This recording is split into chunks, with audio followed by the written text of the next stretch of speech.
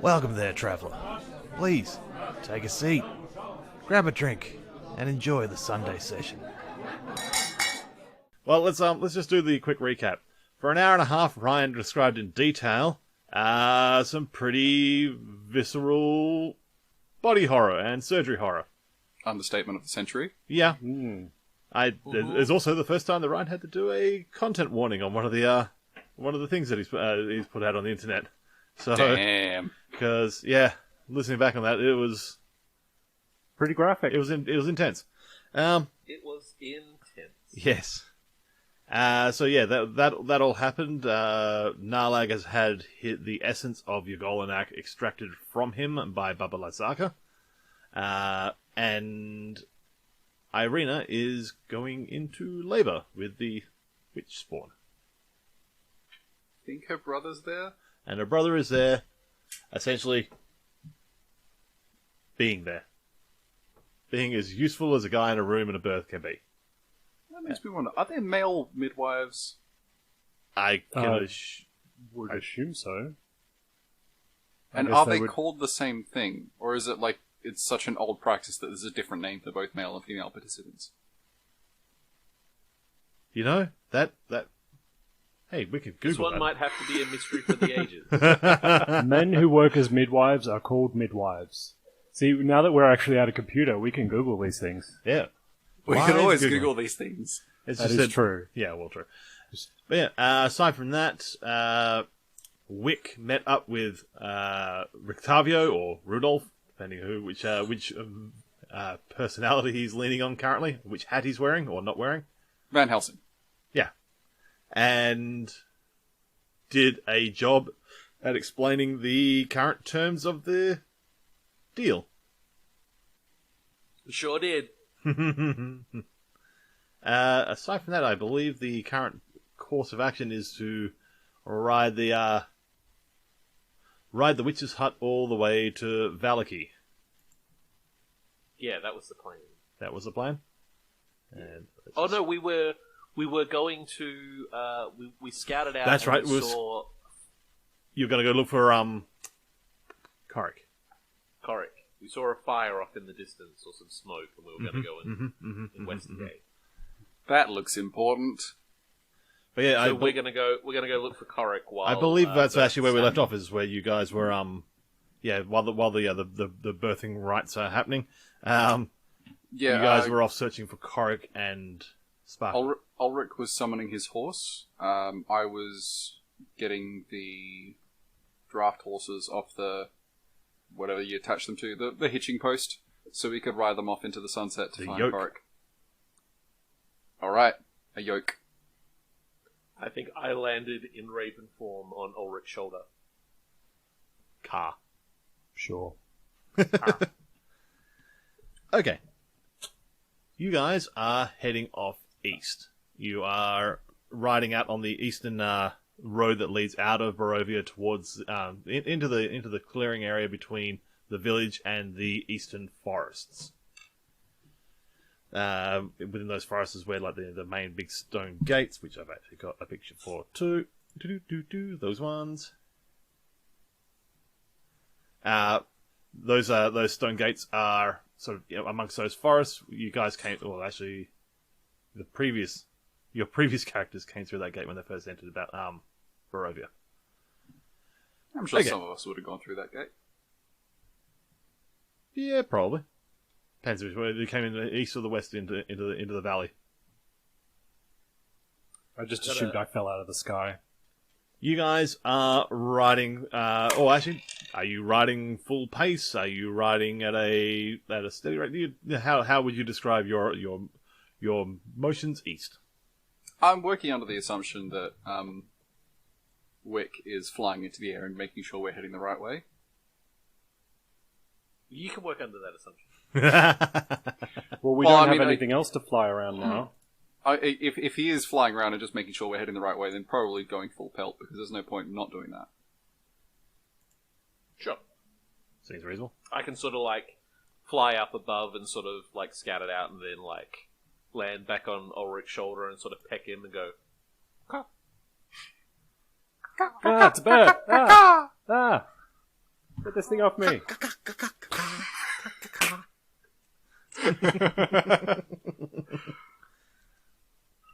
All right, so yeah, you guys are cruising on the old Svalek Road. Wick is up in the air.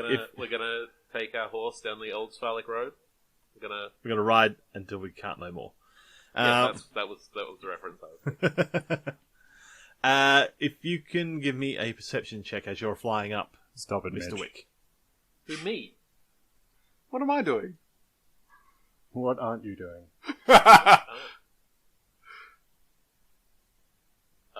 Yeah, that's a thing. Ooh. 12. 12. Okay, from an aerial position that you're sitting at, you're amongst, I don't know, words.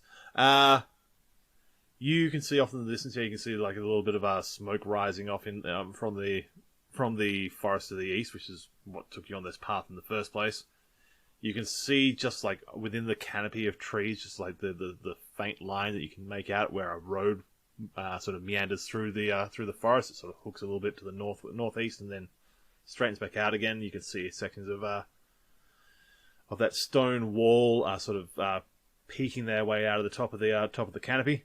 But the smoke you can see is sort of between you guys and that stone wall.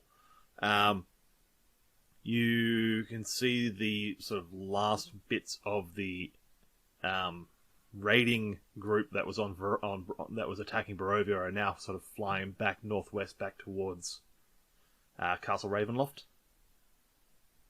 Cool. Aside from that, it seems like clear skies as far as it goes for things that would be trying to attack you. And Well, That's a change. Well, then I'm gonna fly back and let everybody know in my ravening way everything is fine and they have absolutely nothing to worry about forever. the forever might be a bit ambitious. But are you? Wait, you're in crow form, so. Car. As soon as he's within 30 feet of me, I use my telepathic link thing, so I can actually understand what he's trying to say. You know, what are you trying to say? What are you trying to say, Wink? Oh god, I forgot you. Oh, you're doing Australian now. That's right. Yeah. All changelings speak Australian. You're in basic like grey skin, noseless form, right? No, he's always had a nose. Okay, But only one mouth now. Yes, but you're in base changeling. Yeah. Yeah. Sort of just like genderless, pale-skinned humanoid. Basic bitch. Basic. I fill Narlag in on what I just scouted out and what I just saw, rather than repeat the thing that Ryan said. We're right to go on ahead, Ulrich. I want you to take a new form as soon as you possibly can. Hey, I've got to wait for my hands to get back to normal. Sure. Ryan's like, roll the dice. They're normal now. Fucking do it. I rolled a 1. No, I don't care. I mean, if you say they're back to normal, then Narlag's happy to go back into the Hobgoblin. I like this. I like the new Narlag. Just give me a minute to Mute Mitch. yeah, actually, yeah, that's You bitch forever. So rude! So fucking rude. I can do that, can't I? You can, but it may make this game rather fucking hard to do. Defeats some of the purpose of this whole thing. Yes. But yeah, you guys, I'm assuming you're going to be riding at a fairly fast clip. Yeah. Okay. Takes you about half an hour riding at this pace to sort of start seeing the first edges of the forest actually start to stop looking like just a big mass and start actually being able to see like individual trees. And the road sort of dives into like a pretty dark pathway within the forest. Wick, you could probably tell is probably about about a quarter mile, maybe half a mile in the into the forest where you can see that smoke rising. Cool. I will. If we're getting close, I will resume my leg form. I call it my leg form. Arm form has like one with regular limbs. The Well, I guess non-beak one. The non-beak form. Non-beak form. Okay. Because I don't know, all the we've rest of them never- was like crows have legs, We've and we've yeah. never really discussed just how beaky Wick's nose is. It's pretty beaky. He has a pretty beaky nose. If you were to describe his nose, you would describe it as beaky.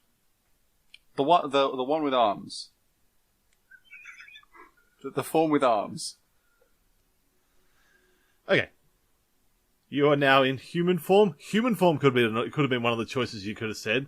Not the Yeah, the one with arms or the one with less with more leg or More leg. More leg. okay. And are you landing on someone's horse?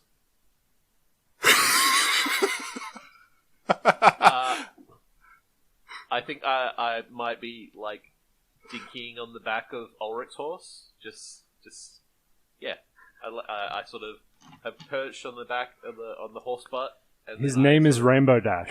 Please. And I'm just sort of just on the back. Can you give me a acrobatics check to basically like shift while this horse is actually it'll be 18. it's going to be more an athletics one the more I think about it. My acrobatics and athletics are the same. I got 18. 18. You sort of like shift and then quite neatly just like a leg each side of the back of this horse and just sort of plop down just a little. Hey Ryan. This ain't my first rodeo. Oh look at that! Ross accidentally disconnected. Bye, Ross. It wasn't fun while it lasted.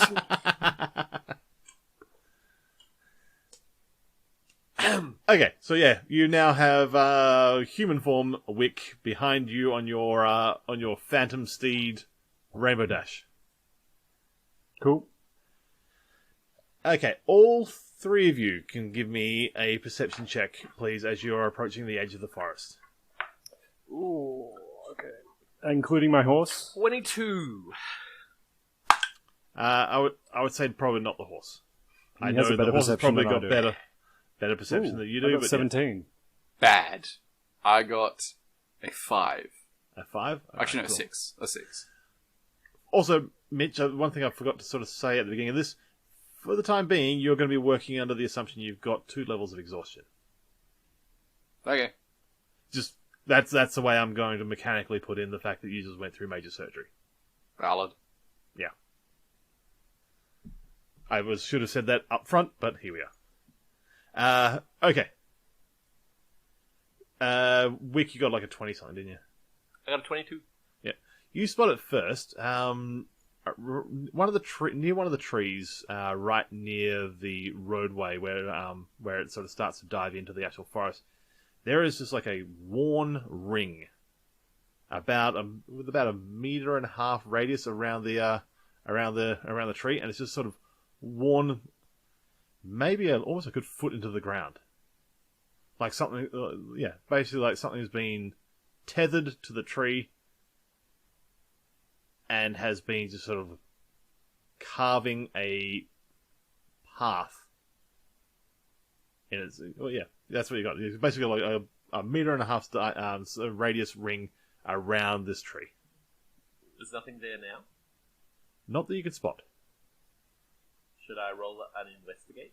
You sure can. Why are we... Sorry. Wrong voice. Why are we stopping? There's nothing here. Look, just give me a sec. I just saw something over here. Got a 13. A 13? Okay. And I guess I sort of like get off the horse and Yep. sort of go over there and... What you find is you're looking at this. It's basically a furrow worn from It looks you've done hunting and everything in the forest. It looks like a game trail, so it looks like a path, like an animal or like a group of animals commonly use. But this is an almost perfect ring, about 1.5 meter radius all the way around this tree. And you can also, now that you're closer up and looking at it, you can see like there's a section around the tree itself, around the actual trunk, which is basically like the outer bark and everything has been stripped away. Like there was a tether point, and it's basically been cutting into the side of this tree as it goes. Like something has been bridled here. Yeah. For some time, you would imagine. What are you smoking at? I think I know what this is, but I'm not going to say.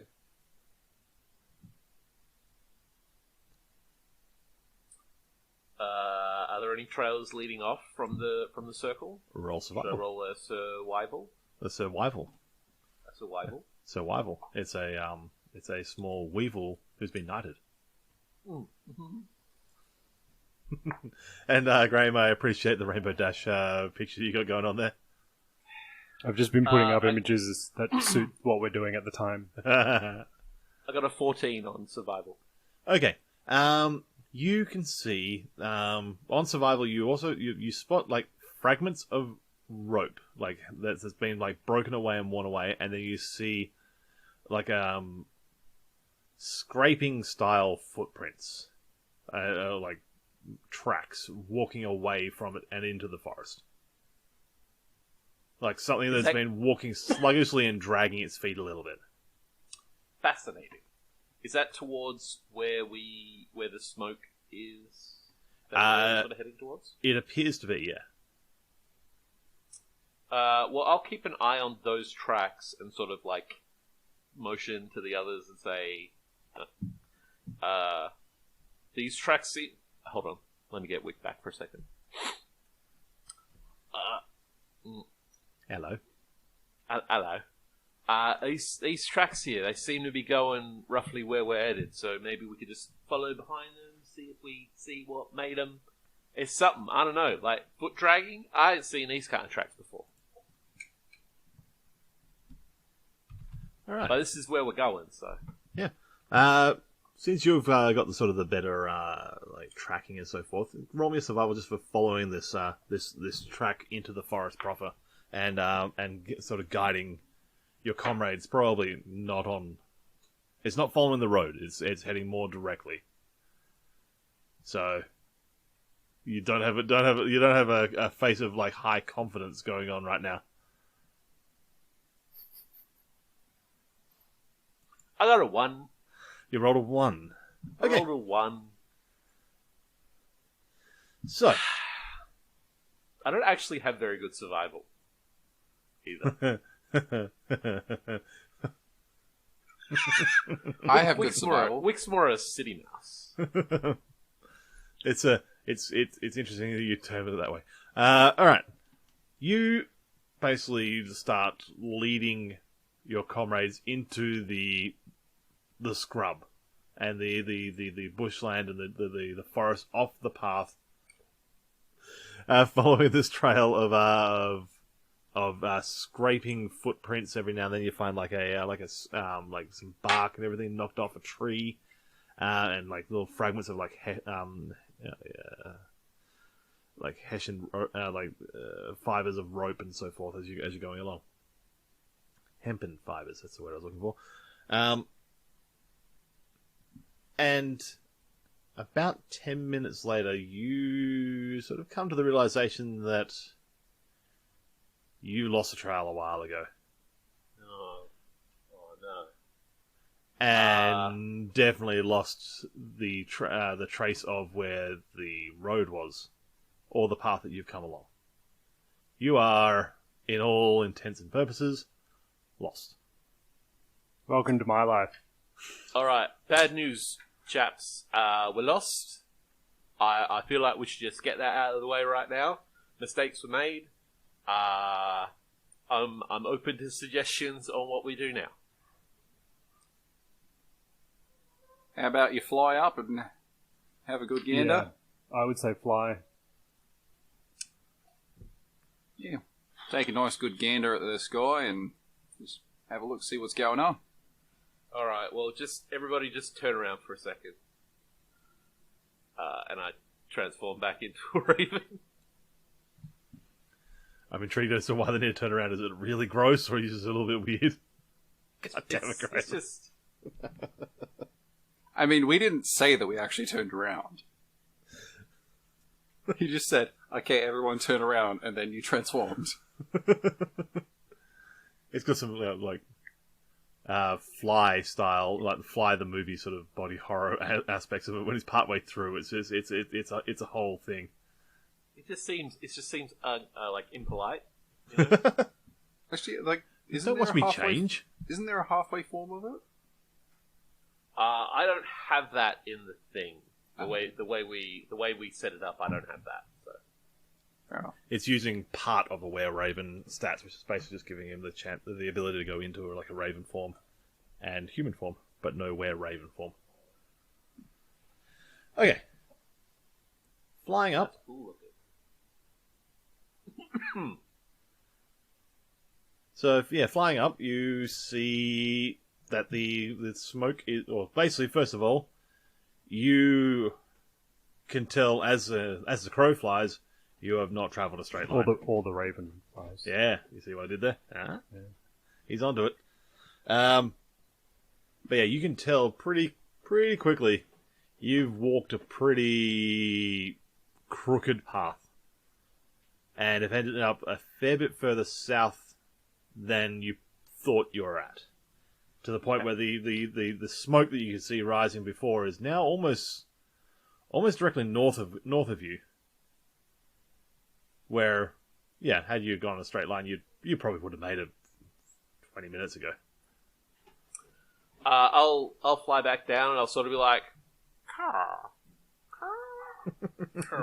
and sort of like peck towards the north and sort of say, car. I'm gonna roll insight to see what he means. I think he wants us to go south. Oh, I got a 5. I got a 5. Car. Yeah. Car. He definitely wants us to go south. What does my horse think? You guys are all fucking idiots. All three. Because my horse actually rolled a 19. The horse gets it. Your horse speaks bird. Your horse is still a horse. Of course. Of course. It's a Of course. celestial horse. Thank you for playing along, guys. Okay. Can everyone give me a perception check, please? I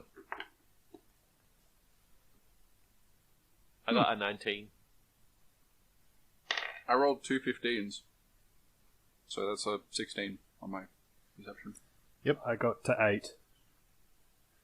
Okay. Both Narlag and Wick just hear the sort of sounds of like underbrush crackling, the sound of like footsteps of not being particularly gentle, just like the sound of twigs breaking, brush being moved away, and just the slightest sort of sound of.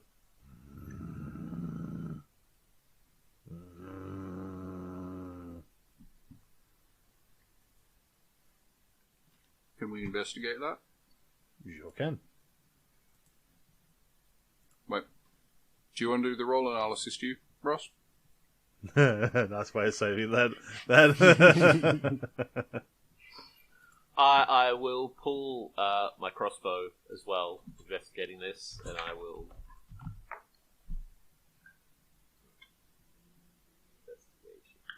With advantage. 19. 19. Okay. That's You what can- I got, yeah. Brian. Okay. Yeah, you can definitely hear the sound of something sort of shuffling towards you. It sounds like it's making steps towards you. I don't know if you have ever come across something like this before, but it's as you sort of start creeping towards where that sound's coming from, and then the smell hits you before anything else, and it smells of you've seen some of the people that have been like hung as examples, and they're left there for a while. It smells like that. Well beyond the point where the guards would have cut them down. Smells like death. It does. It smells like death.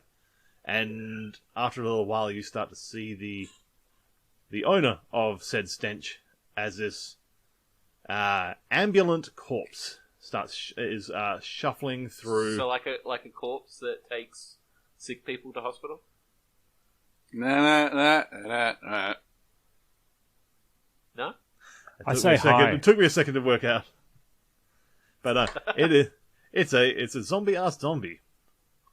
The one thing you do notice is its feet are nearly worn down to stumps. Gross. Is it wearing a sun hat? I don't get that reference. It's part of the old campaign. They put a sun hat on the zombie. Do we? Yeah. Yeah, it was like part of the disguise, is that you put like a giant floppy hat on the zombie. Oh yeah, You I did, remember now. Yes, we did. I think this is actually this one. Yeah. Okay, yes. It is also adorned in a large sun hat. Well, okay, if I see a zombie coming at us through the woods, I shoot it. I shoot it? I just say hi. You certainly fucking do not. So I unload my crossbow I'm like, it's a zombie, and I shoot it. It's coming right for us. I got an 18. Give me 2 seconds. I just got to set up the counter for this. I do suspect that it is a zombie that has embraced Apollo's light, but whatever.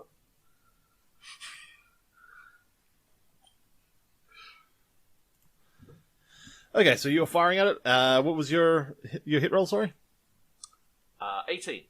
18. That definitely hits. I wouldn't be getting any kind of sneaky attack thing on this. No. I got 9 damage. 9 damage. All right, cool. And at this point here, we'll get everyone to roll in for initiative. 14. 8. 12. Sorry, go again. Ulrich was 12, was it? Yep. Nalag 8. and Wick 14. 14. He did 9 damage. Alright. I kind of like this new D&D tracker. It's pretty handy. Alright. Cool. Have you still got him listed as, fucker? Bedroom? Am I No. still red? No. This because this is using the D&D Beyond, I can just pull your character sheets into it. Hey. Okay. This zombie now with a crossbow bolt sort of stuck into its chest, sort of like lurches slightly towards and like stiltedly like looks towards where that bolt came from, and just like with the one claw is like, it just starts shuffling towards you. All right. I don't like that. I don't like shuffling. It Oh, doesn't yeah, look like you it can should go any shuffle. quicker. If you don't like shuffling, you probably shouldn't hang out with ravers. You out. I'm at my own house! Get out of my house! I muted him long ago. Get out of my Zoom meeting, you. Alright. And it's going to get up towards you and take a swipe. Actually, no, it's not going to, because this is rough terrain. Fuck that noise. It And is it's about got no 15 legs. feet away from you still. And yeah, it's also going slowly. Wick, it is now your actual turn. How far away is it from me? 15 feet. Okay. I'm going to shoot it again. Uh-huh. That's a hit. Hit the last one once. Yep. That's 11 damage.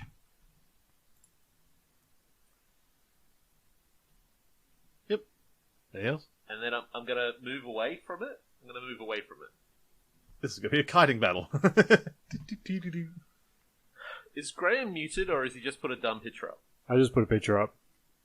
Okay, it's confusing for the character. It is actually very confusing. I was just like, is that mute? No, that's not the mute icon that Zoom has. Well, let's find out, because it's his turn now. Okay. Do you guys hear anything?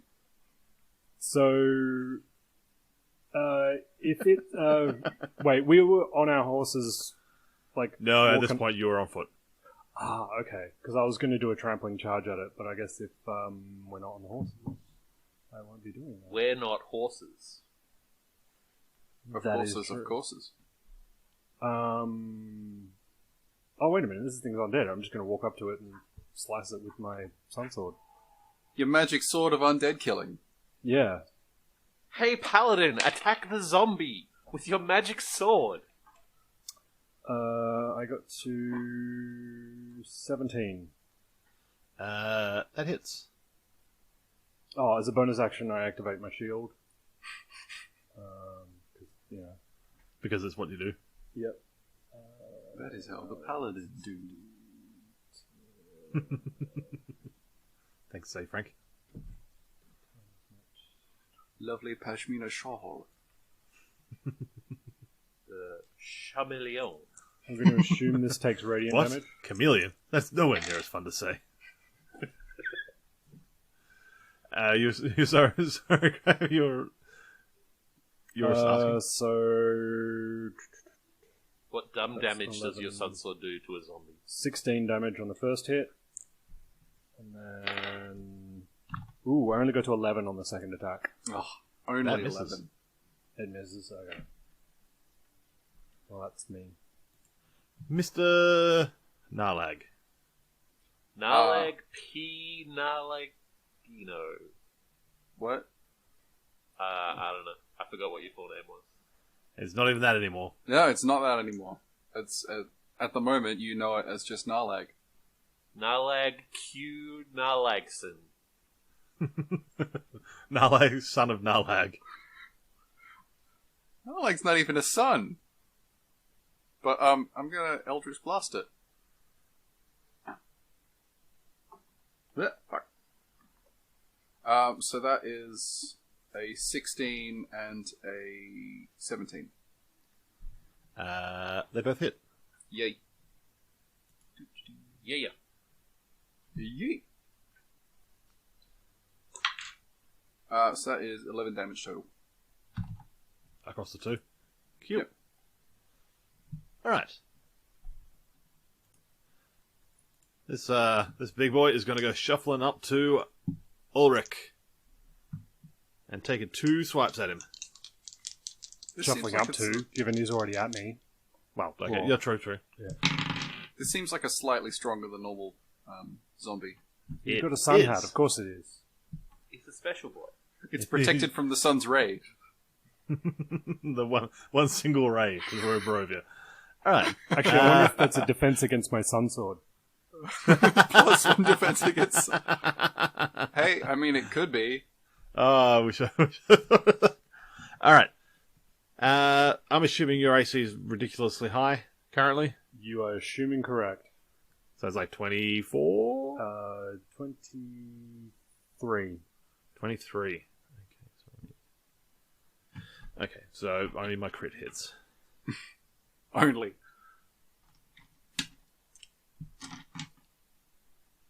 I mean, that's pretty much how it works in combat with Ulrich now, is that only critical attacks hit now.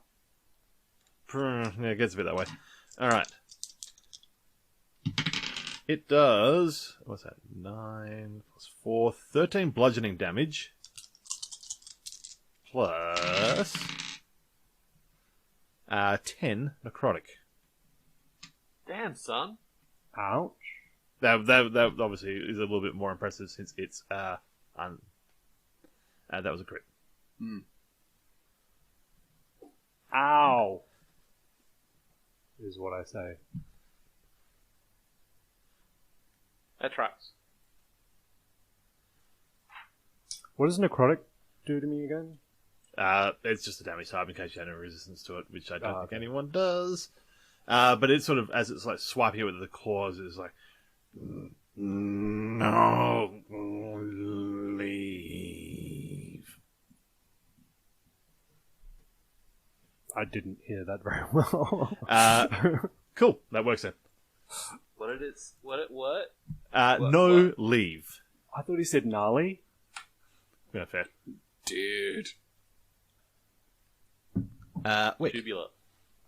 Hi. Oh, it's my turn. I will. I think I will scamper up a tree, as I am wont to do, and from that vantage point, I will shoot at a zombie that is in combat with my friend. So.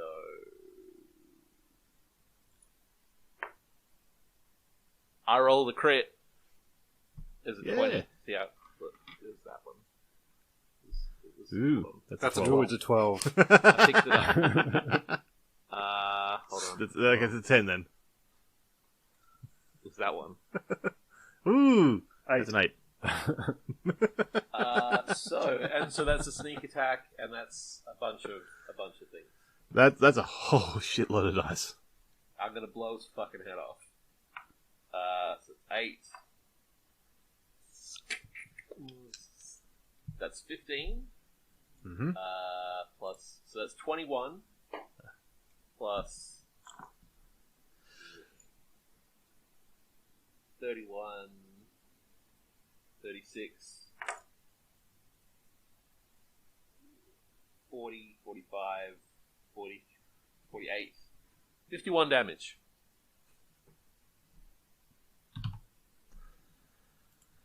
Okay, That's and that was a what crits do. yeah, that was a crit. On- All right, Hey, Ryan. yeah, Is that dead? yeah. And, which is funny because I don't even get to use its like one actual fucking cool ability because that was a crit. It's got undead fortitude, so the only time that it doesn't get that advantage is if the damage that killed it was from radiant or from a critical hit. So Let's be the fair, main it was damage probably being gonna done get against it. radianted the next turn anyway. Yeah.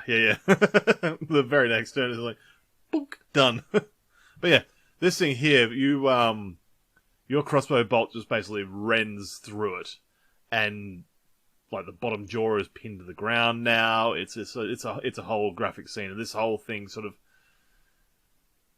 deflates viciously. What about There's its like- hat? Sorry. What about its hat? The hat is fine. The hat is, well, the hat's been sitting on a corpse for a while, so the hat's probably not fine. Yeah, good point. Hat's a bit stinky. Does the hat look damaged at all? Only by the nature of being sat on a zombie for quite some time. I'm going to roll investigate on the hat and see if it has a name on it, because people put names on things. I'm also gonna prestidigitate it and clean it, and then I'm gonna cast mending on it to fix the hat. Because if it says property of Augustus, then that would actually be quite useful information. Your face right now.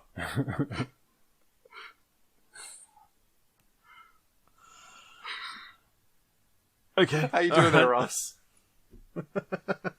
You guys are dickheads. I just killed a fucking zombie, alright? I just got up this morning, killed a zombie. Hold As- on. as Okay, D&D adventurers do. Okay, hold on.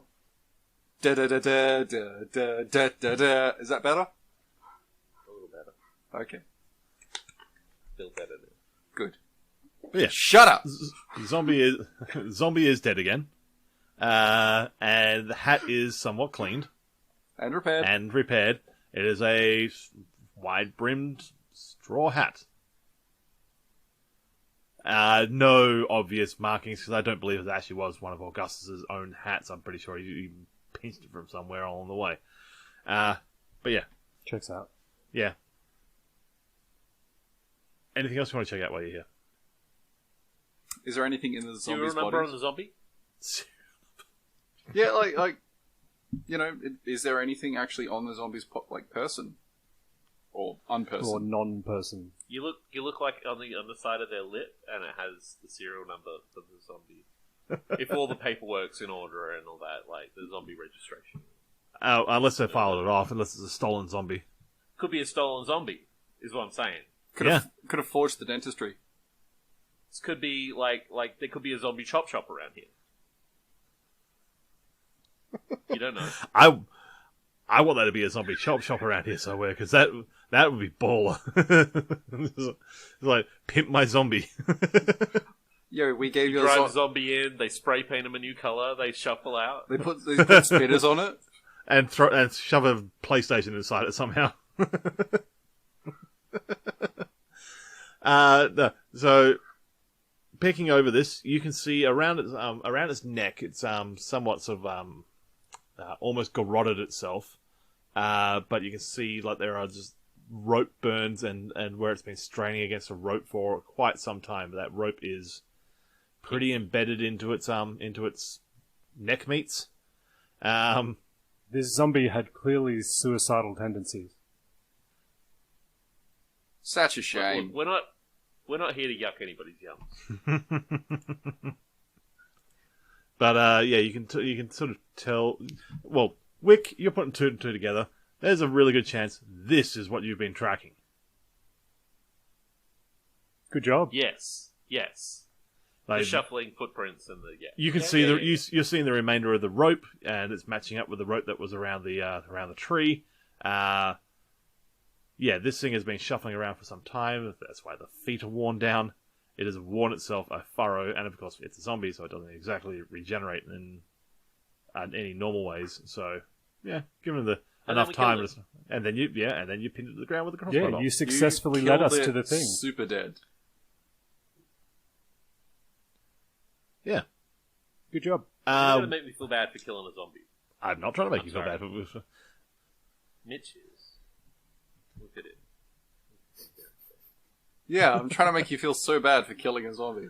You killed it. You killed it super dead. There's nothing wrong with that. It's a zombie.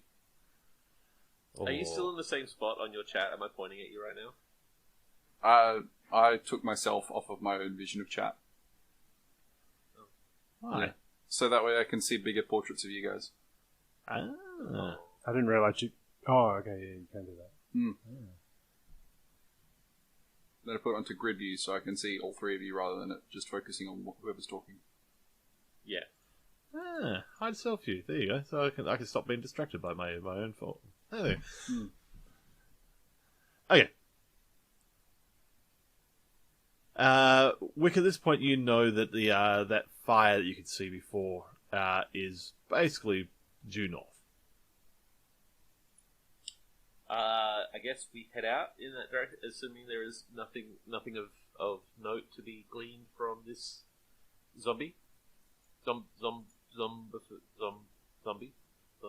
Zombie thing. Zombie. Hey? Hey. I don't feel good about that one. That was terrible. Let's do it again. No. Oh. So yeah, heading north. You there's I don't believe there's anything else you can really glean off this thing. It is pretty heavily decomposed. Yeah, there's not much else you can really sort of pick over and oh my god, I just saw the picture. Greg, you're an A-class idiot. It's weird. No. I got it. No. We're all A-class idiots. we have to make that very, very clear. We are all fuckwits. Of the highest order. It is so distracting, the montage of pictures that Travis I'm putting up because he doesn't have a camera. It gives me something to do. Okay. You are travelling north. Wick, can you give me another survival just for actually keeping north?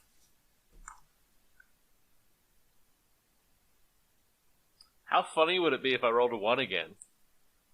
Fairly? Exactly this funny? Is it another one? Yeah. Alright, cool. I'm seriously thinking Narlag should take over, even though he has disadvantage on this. Nah, this is way too much fun. Maybe let my horse do it. I think at this point now, Graham, you need to actually just flip that image upside down. Yeah. Yeah, you start heading north. Mitch is going the right way. And after a while, you start hearing the sounds of battle off to your extreme left-hand side. Almost like Battle? yes, you hear the sounds Battle? of battle. Battle? Battle? Battle! Yeah, you hear the sounds off to your extreme left of fighting. The sounds of like dogs barking. Yeah, you can hear the sound of battle that's off to your left hand side essentially. Yeah, you hear the sounds of attacking, battle sounds. Fuckers. Battle sounds. More having a look at that, Wick? Yeah, right. I'll sneak over there. I'll Yep. stealth roll to sort of scout out and sort of. Yep. Do a little. That's a what? It's not a one. 27. Okay. 27. Why can't you roll that when you're directing where we're going? Because that Why would be can't good. you shut up? Because if you did that, he'd be useful. Ah, burn. Okay. You sneak up and you come to the edge of this as you're sneaking closer and closer, you smell the sound of Smell the sound. Smell the Smell it. sound. That's not how it works. Smell the smell of forest fire. What? Of forest fire. Oh. It's a smell of like pine and other deciduous trees that's like burning pretty violently. As long as there's no linden trees, we'll be fine.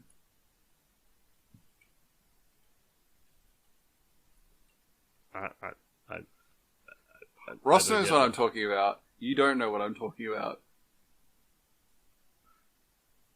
We should just move on. Yes. Okay. But yeah, you come to you can start seeing the flames, and bounding through these flames, you see Sparky. Sparky! With Korik, Korik! sort of standing up on Sparky's back, but sort of doing a whole sort of Legolas sort of style thing of just like standing without any sort of saddle or anything like that, just like firing arrows off as they're bounding around. Like, Korik is a very competent ranger after he died. It turns out now Only that after is that he kind of died. Ranger. Baller. But yeah, so and you can see the things that that they're attacking. There's a small pack of wolves and werewolves that he's basically picking off, as well as a couple of flying creatures. But yeah, he is making pretty short work of what has been chasing him. Right. I'll go back to these chucklepucks Mhm. and say, he's over that way. He's got some company though. So let's go help him out. Wait, Ryan, did you just Yeah. make his 2 1s cancel each other out so he found us again? Like, we found where we're going again? We navigated No. so badly that we ended up finding our destination. Well, if you went due north, you would have walked into this anyway. But at some point, you'd basically started to do like a little bit of a turn off, and then sort of circled away from it. But you could hear the sounds of the battle because he's actually got good perception. Just really shit That's tracking. how apparently. good I am. He's How good at this shit is. He's good at seeing and hearing things as long as those things are not pathways to take. I'm not that kind of rogue. he's like Dirk Gently. He has no idea where he's going, but he notices everything. Yeah. Yeah. And his philosophy is to just follow anyone because they might look like they know where they're going. It works. It or has turn worked. into a raven. I do that too. That's the other thing I do. We follow. Yeah. Charge in boldly and recklessly. Into a fireplace. Or Okay. a place. Not a fireplace. A place that's on fire. A place with fire. Yeah, I Yeah. got it. All right. Are you approaching and helping him out, or are you? Sorry, I had to take a quick drink. Are you approaching and actually helping him out, or are you approaching to just basically just sit back and watch the spectacle that is a competent adventurer? Does he look like he needs help? Roll perception.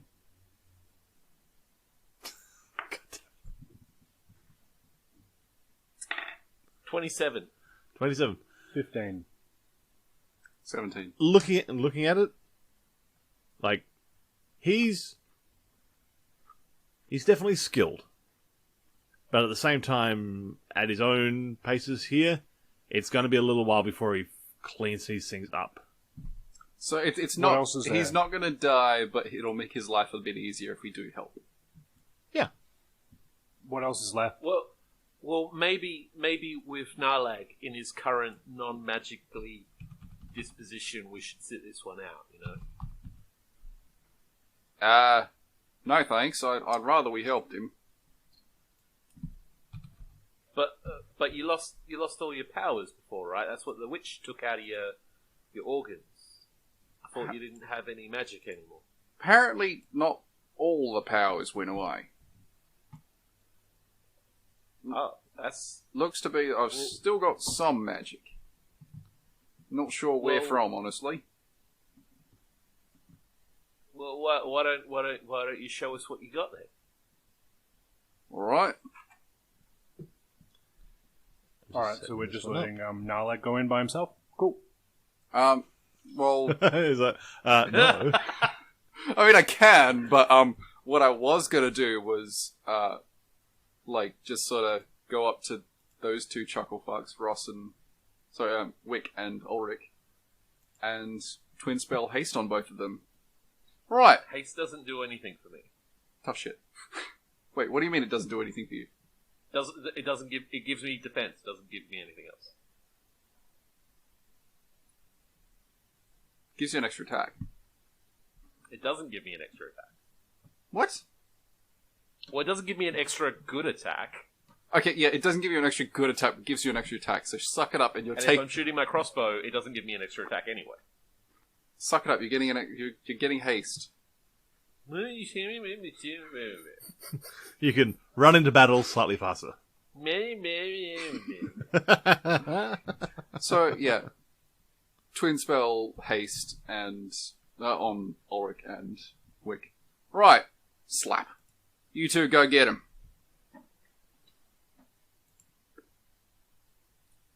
All right, if you guys can give I run me away. initiative rolls, please.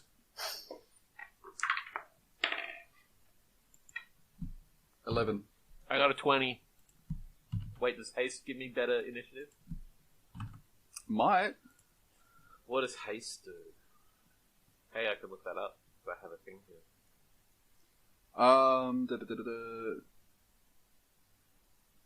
Nah. No, I got it. Don't worry about it. Yeah. It's cool.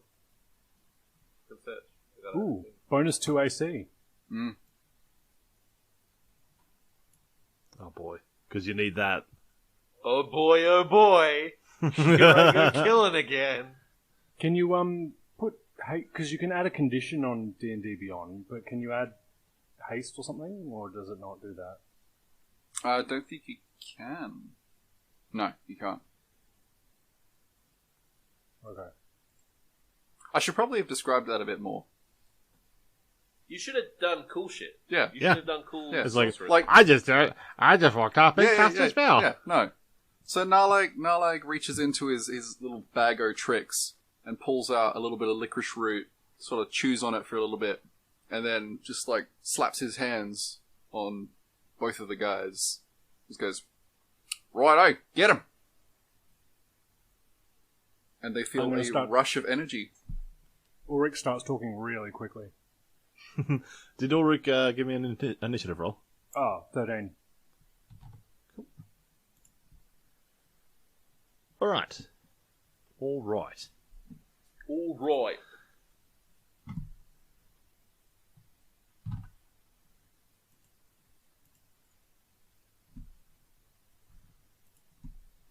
Actually, yeah, it says here you can use the action to hide. So if you use like the extra action to hide, then you can get sneak attack next round, can't you? I can do that anyway. Yeah, but this is just a bonus action to do it, I guess. I can already do it as a bonus action. Oh well, then It's Now you can run and hide. you get +2 AC. Done. and double movement. Yeah, I know.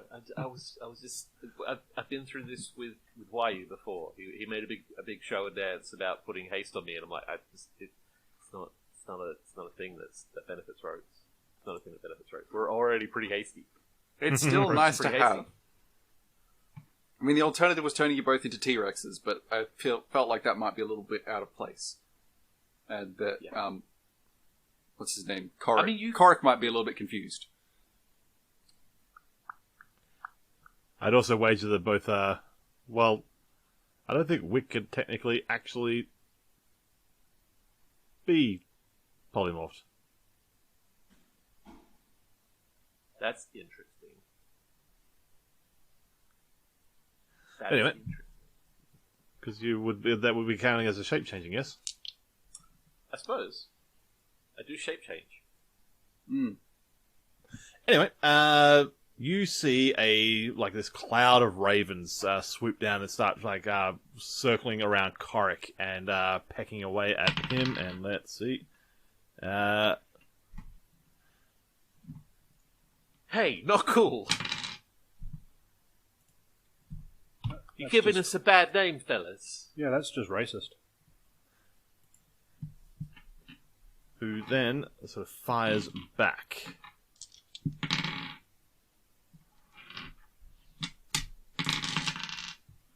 Korik's getting a taste for raven blood.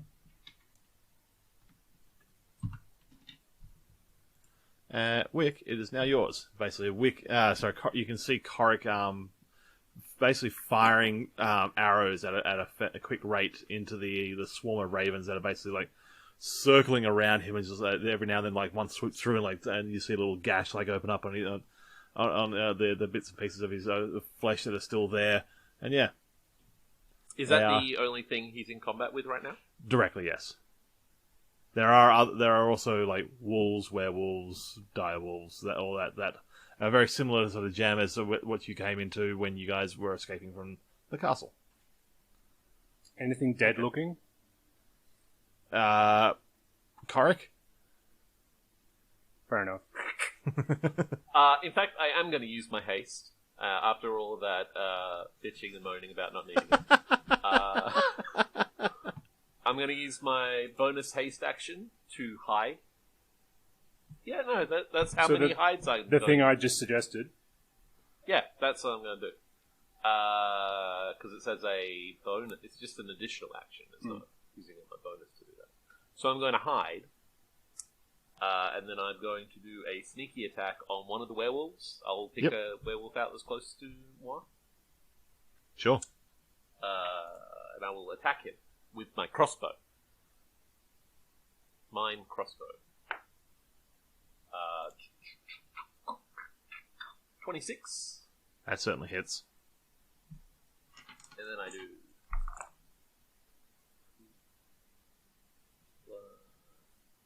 7, 10, 14, 20 damage. 20 damage. Oh, and sorry, just for is it attacking a werewolf? Yep. So I will have sort of turn the dial for silvered thing. Yep. Yeah, 20 damage. Nice. Alright. And then as my bonus action, I will move slightly and hide again. Because you can do that. Because you can do Because I that can do 2 that.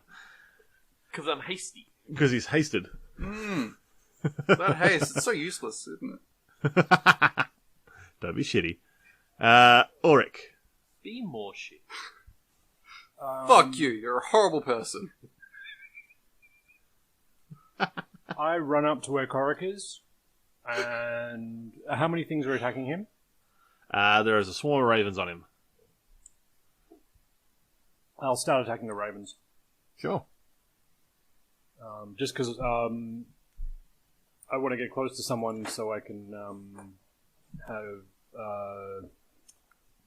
Because I get... what do you call it? Reaction on anything not attacking me.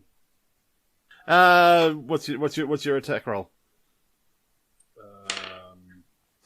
Natural 20 Okay. on the first one. I'll may as well just roll 3 because it's a swarm of ravens. It is. No, actually, I'll do it one by one just because. Please do. You got like 3 attacks a turn. Yeah, I know. Crazy. Did you say wait, hasty? I can't remember. Did you want me to roll it twice or just double it? I always forget. Roll twice.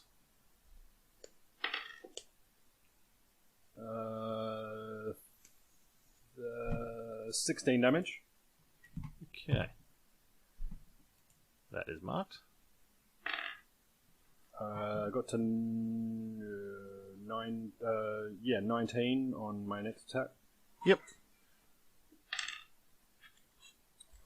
13 damage.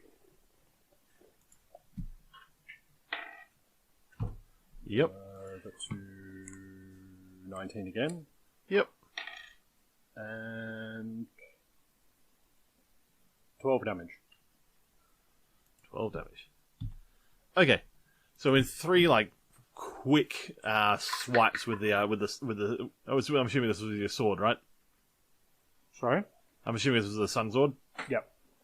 Yeah, with 3 unnaturally quick swipes, you basically carve through ravens. There's puffs of black feathers and a little splash of blood, just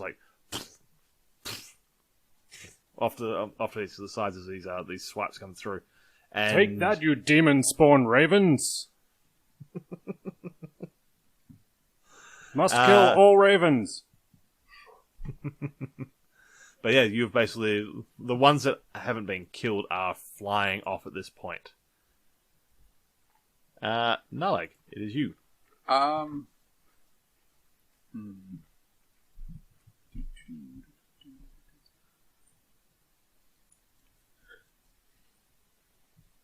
So there's fire all around, yeah?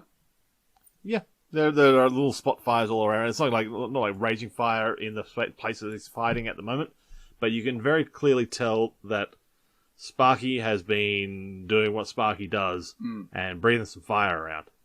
Sparks. There has been some sparks set off. And it very much looks like the does it look like the fires will start causing a problem soon, or Depends when the fight continues. Yeah, I think Narlag is just gonna,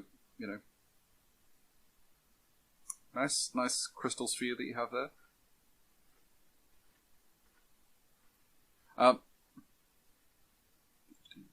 There it is. I am. So Narlag stretches his hands apart, crackling energy swirls in between them, and he fires 2 Eldritch Blasts at the bats. I'm assuming there's bats? Wolves and... Sorry, there is some bats. Yes. Wait, no, I didn't add bats. Forget bats. Okay. At the wolves then. Yep. So that's a... both ends of the scale, a natural 20 and a 1. Alright. So that is 7 damage. If you're doing it at wolves, can you roll me a d4 and I'll work out which one of the ones that you hit Alright. that you went after there, because you just sort of said wolves in general. That was a 1. That's a 1. Okay, and damage? Damage was 7. 7 total? Yep. Cool. That was a crit damage, was it? Yep. How do you get a... Oh, do you have a plus on your... No? No, wasn't it a crit? Or is it just a dirty 20? No, it was a natural 20. Okay. It's I rolled a d10. Well, I rolled 2 d10. I got a 5 and a 2. Sorry, my brain went poop. Alright, cool. Okay. Anything else you want to do? Walk a bit closer towards Korik. Stay close to the group overall. Yep. Don't want to get picked off by wolves and Again, dragged off. Again. Okay.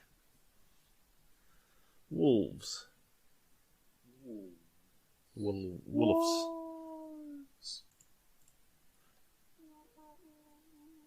Okay. Two of the sort of smaller ones come charging up to... I'm gonna say Sparky. And basically like start launching launching themselves up and trying to like grab at some of these sort of fairly thick necks. Nice. There we go. Ooh. Okay. I've got advantage. Not Sparky.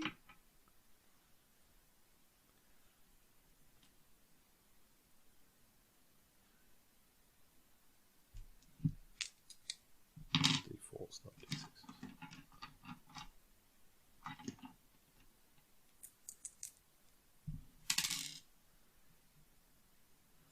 Six, 12, 14 damage to Sparky. And 21 damage to Sparky. 23. And... Okay. The wolves sort of jump up and start like, sort of lashing at Sparky.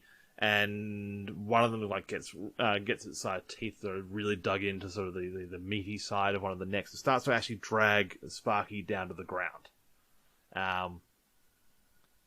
Korik tries to sort of jump off and lands real poorly to the point where who was nearest to him? Me. Oh, actually, wait a second. As a he was on top of Sparky, wasn't he? Mm-hmm. So I get attack of opportunity against the wolves. Sure. It hits. How much was the number? Got to 24. It hits. 12 damage. 12 damage. You sort of cleanly swipe through one of them after it's taken a swipe at Sparky, and just like basically peel two parts of wolf apart. But yeah, Sparky is sort of pulled down to the ground by the other one, and Korik sort of tries to sort of leap clear, and you hear just a really pronounced crack and a crack sound as he hits the ground.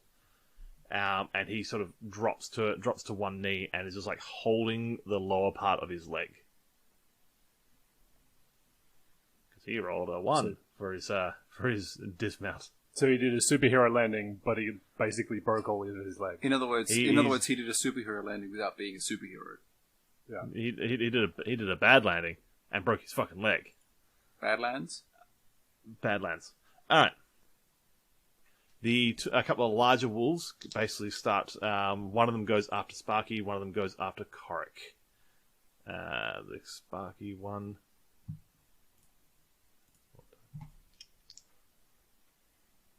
Yeah, with advantage.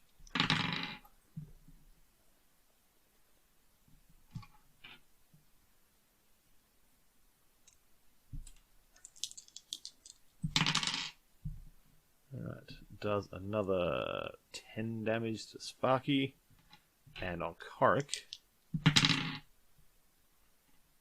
definitely hits.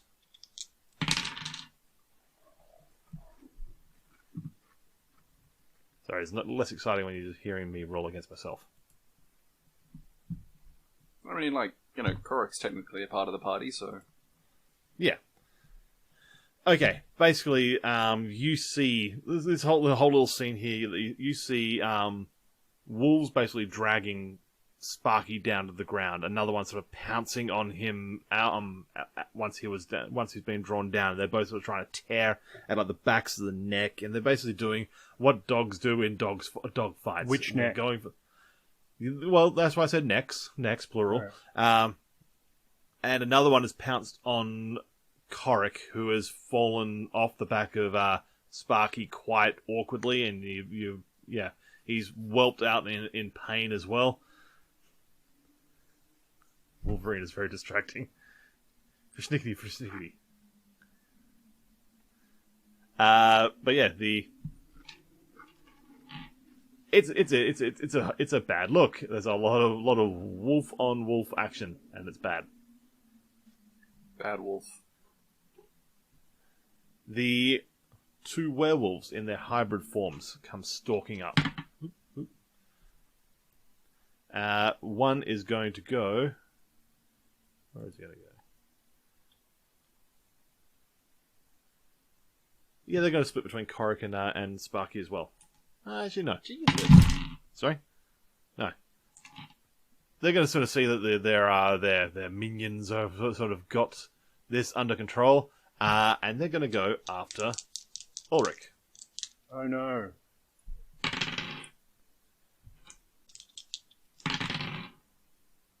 Well, at least we got a crit. Hooray!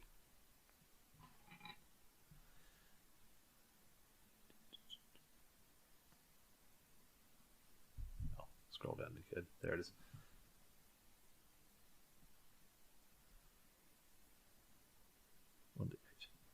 Wow, I'm really struggling with reading things. Okay. You're taking another 12 points of piercing damage. And if you can give me a Constitution save throw, please. He's good at them, isn't he? Usually.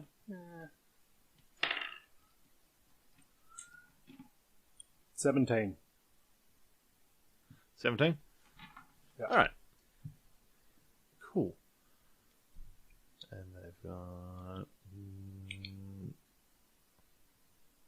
And both of them take a swipe with their claws as well. One of them's going to take a swipe at you with its claws, which it misses. The other one, the one that sort of actually like got good purchase on you, it's sort of like sitting back a little bit and like tasting the essence of your flavor on its lips, and it's like, and then sort of eyeing you over, like looking up and down, but like baring its teeth at you, but not going in for another swipe.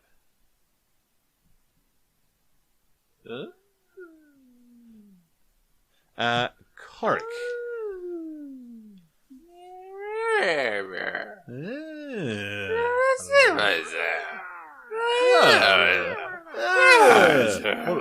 This would be the weirdest thing to hear outside of this room. What? There's 4 rooms. Well, more the point, like, yeah, Danny's home. Okay. Korik is basically on the ground. He's drawn his sword and he's just like stabbing at anything that comes close.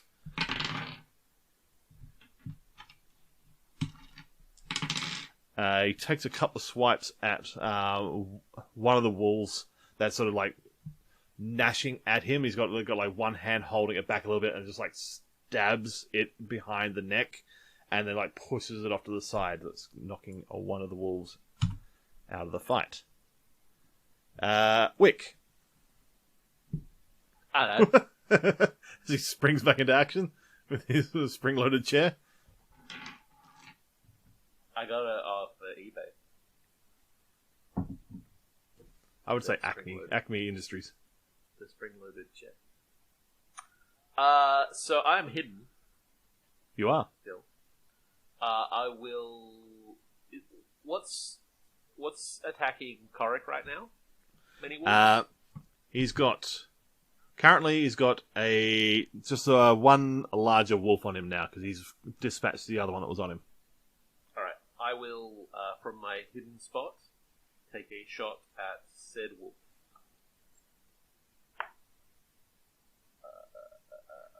That's a lot. 27. Yes.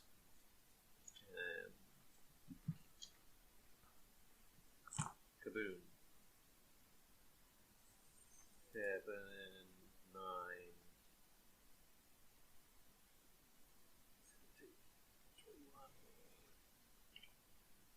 26 damage.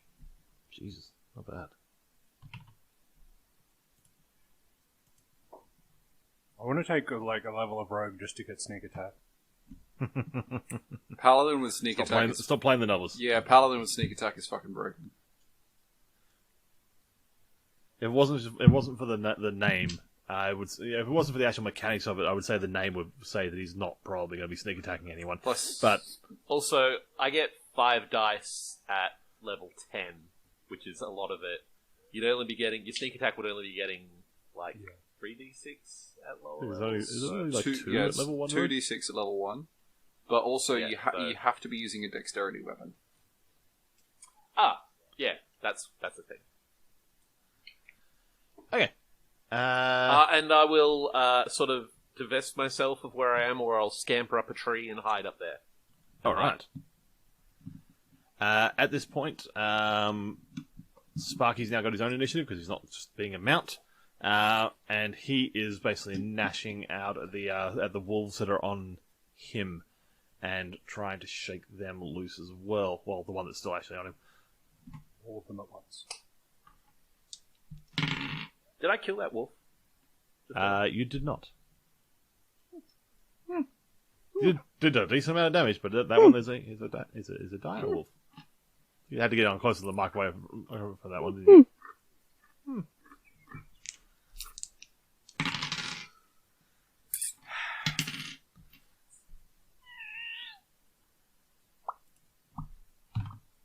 All right. You see basically like these 3 heads of, the 2 heads that are not currently sort of pinned down by this dire wolf are sort of like trying to like maneuver around and try and lash at him, and they're just sort of like grabbing like haunches and so forth and just like actually tearing it. Basically any extremity that this dire wolf hasn't managed to keep out of harm's way. But yeah, he's doing his best to try and get back up.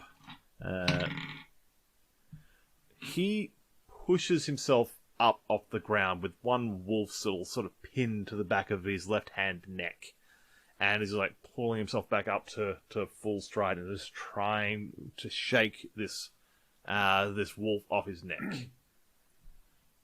They would be taking damage every turn from his fire, wouldn't they? They are now, yes.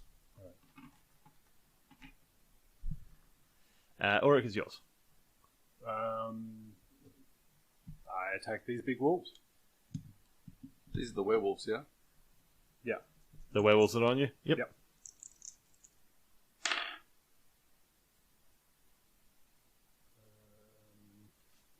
Right, so the first one, 26. Hits. That's 12 damage. Next one, 22. Yep. Only 6 damage. You say only 6 or 26? Only 6. Okay. It's a kitten. That one only got to 14. That still hits. Oh, okay, cool. Fuck. 6 again. Yeah. After your dispatching of ravens, this is seeming somewhat lackluster. As a bonus action, I am going to make it prone. Oh, yeah, yep. It's a strength save, right? Yeah, because it's a shove, isn't it? Natural 20. So it resists. Well, no. Well, shit. Wait, it's contested, isn't it? Okay, you roll it then. It's probably not going to win. Wait, that's a strength? Or is that... that's athletics. So I got to 23. That actually still beats with a 22. Just making sure. Oh, wait, Plus 7 on my athletics, so...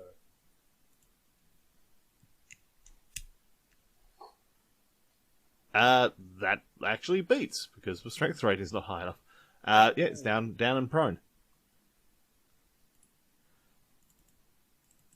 Suck it, And bitch. we're sorry. said, suck it, bitch. Haha. Nalag, we're up to you. So how many werewolves are there? There are 2 werewolves. Alright, I am going to twin spell Dissonant Whispers by Narlag sort of starts casting a spell and then sort of out of nowhere... A spell you say? Yes, starts casting a spell. It's very strange. And then, like, sort of next to the ears of both of the werewolves, you see, like, sort of just mouths start appearing and just chittering away. And then they start to look a little unnerved. And then they both roll. Are you sure you got rid of all your Golanax essence? This is sounding particularly Golanacky. They both have to make wisdom saves, DC 16. Oh. Wisdom saves? Oh, werewolves are good at wisdom saves. I've always said, like, those are werewolves, wise old souls. It's like a saying that people say. Yep. Wise as a werewolf. Yep, that's definitely wise as a werewolf's whiskers. They always say There that. we go. Yep. Neither of them pass. Yay! Well, these werewolf whiskers are very wise. So the first one takes 11 damage. Yeah. The second one takes... Oh, What's the damage stuff on this? it is psychic damage. Psychic damage. I think it's psychic damage. I'll just Just double curious. check. Yeah, it's psychic damage. Physic damage. The second one takes 13, and they both have to use their reaction to run the hell away. Oh.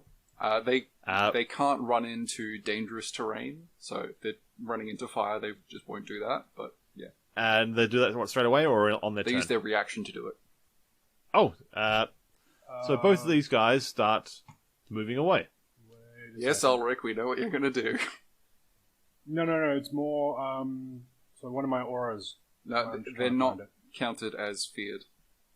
Okay. Yeah. And I don't think they will be counted as friendly to you either. No. My aura of conquest is all frightened Oh, creatures. right, yeah. Can't move and take psychic damage. But the prone one starts like trying to crawl away from you, and the other one is moving at its full pace. Then I'll take an attack of opportunity. Which one? The prone one. You have advantage on the prone one. Yeah, I'm going to take prone one. Also, you just sort of just hear in the background. Sorry, still getting used to this. I got to 21, That hits. and I did 12 damage. 12 damage. So this thing here, as you're sort of as it's trying to crawl away from you, is in sort of a panic. You basically like bring the sun sword down and like jam it through like the lower part, like the lumbar of its spine, pinning it to that point there, and then it's just like it arches up and then falls flat and limp onto the ground.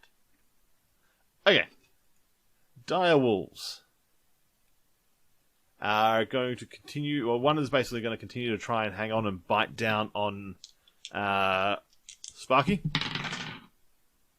which it does. I needed a beverage. You do. Get yourself a bed. The other one is And going there's to not take. 5 people sitting in my way if I want to get up and get a drink right now. So, it's a shame. It's a nice blessing. And the other one is going to be biting down on Korik. Oh, there's my natural 20. Bam.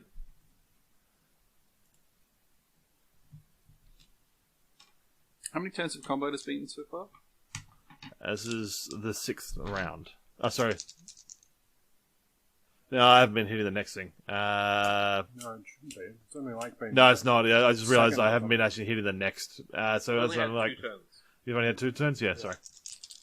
Got 8 more rounds of haste.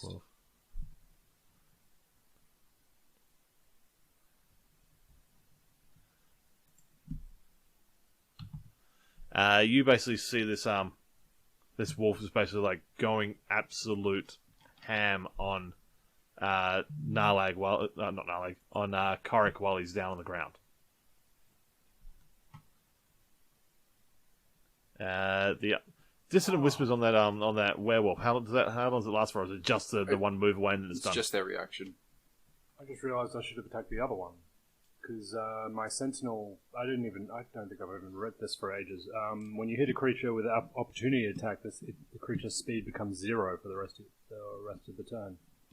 I should have You done wouldn't have that. known that you would be able to kill it either. So who Well, knows? no, but I would have if I'd hit it.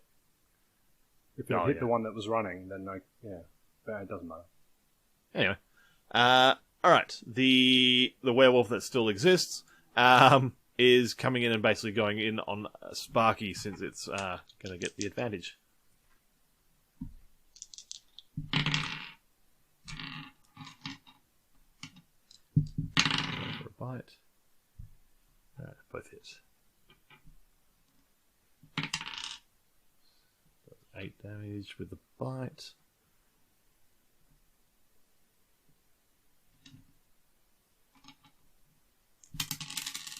And 4 damage with the slashing.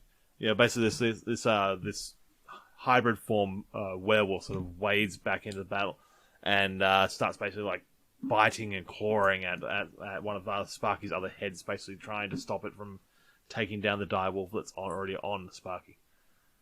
Kark. What's he going to do? He's going to stab at the direwolf that's on him. With a hit. And some damage. Ooh. That's a good old hit. The direwolf that's on Kark is looking pretty worse from where? Wick, it's yours. I will. So I'll give you the current state. There is one direwolf on Kark. There is a direwolf and a werewolf on Sparky. That is the current state. How about off this? I was like last round. I attacked the wolf that was on Korak. I was planning on trying to finish that off. That was the plan. Does Sparky look in particularly bad shape?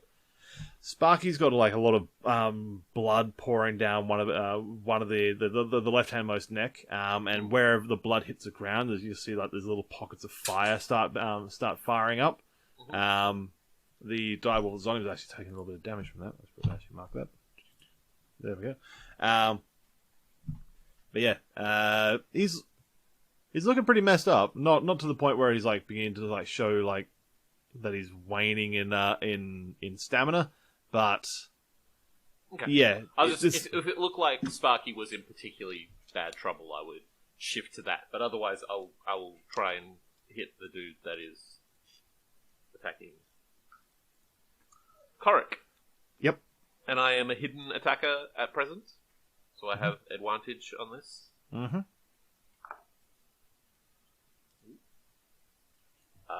That's a lot.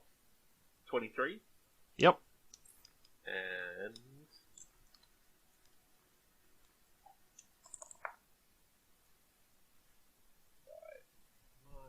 10, 14,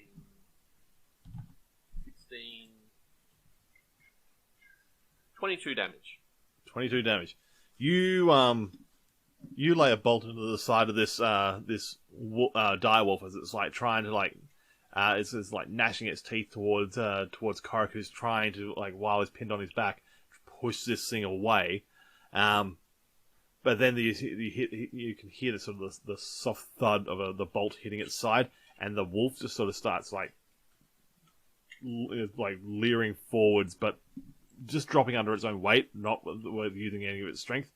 Korak sort of looks at it, and then sort of shoves it up and off to the side, and then starts looking around for where that bolt came from. The other things that are attacking... no, screw that. I will shift and get another hiding spot. All right. With my thing. With the thing that I have. Mhm. Stay hidden. Always. Stay hidden. Always hidden. All right. That's the Ulrich. rogue way. I'm going to go Oh. help out Sparky. Because I figured Sparky could use some help. Sparky definitely could use some help. Wait, so he's got one wrapped around his neck and then one just normally attacking him? He's got a wolf attached to his neck, and he's got a werewolf that is sort of going ham on him in hybrid form.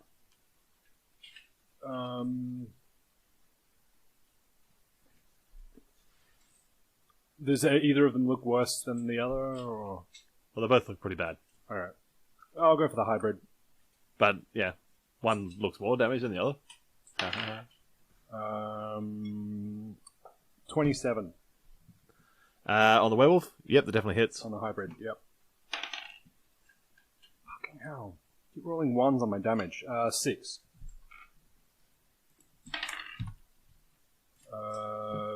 13. Hits. Another 1, so 6. Consistent. That's 16. Yay! Finally got. So that's 12. 12. Nice. And I shove it into the ground. Knock it prone. I got to 23 on my. I got to 21. Cool. So he's down. Alright. Sparky is going to react at that point and try and bite at the one that's down on the ground. Yeah. And if you can in post, if you can like use that 3 times for the 3 heads, that'd be great.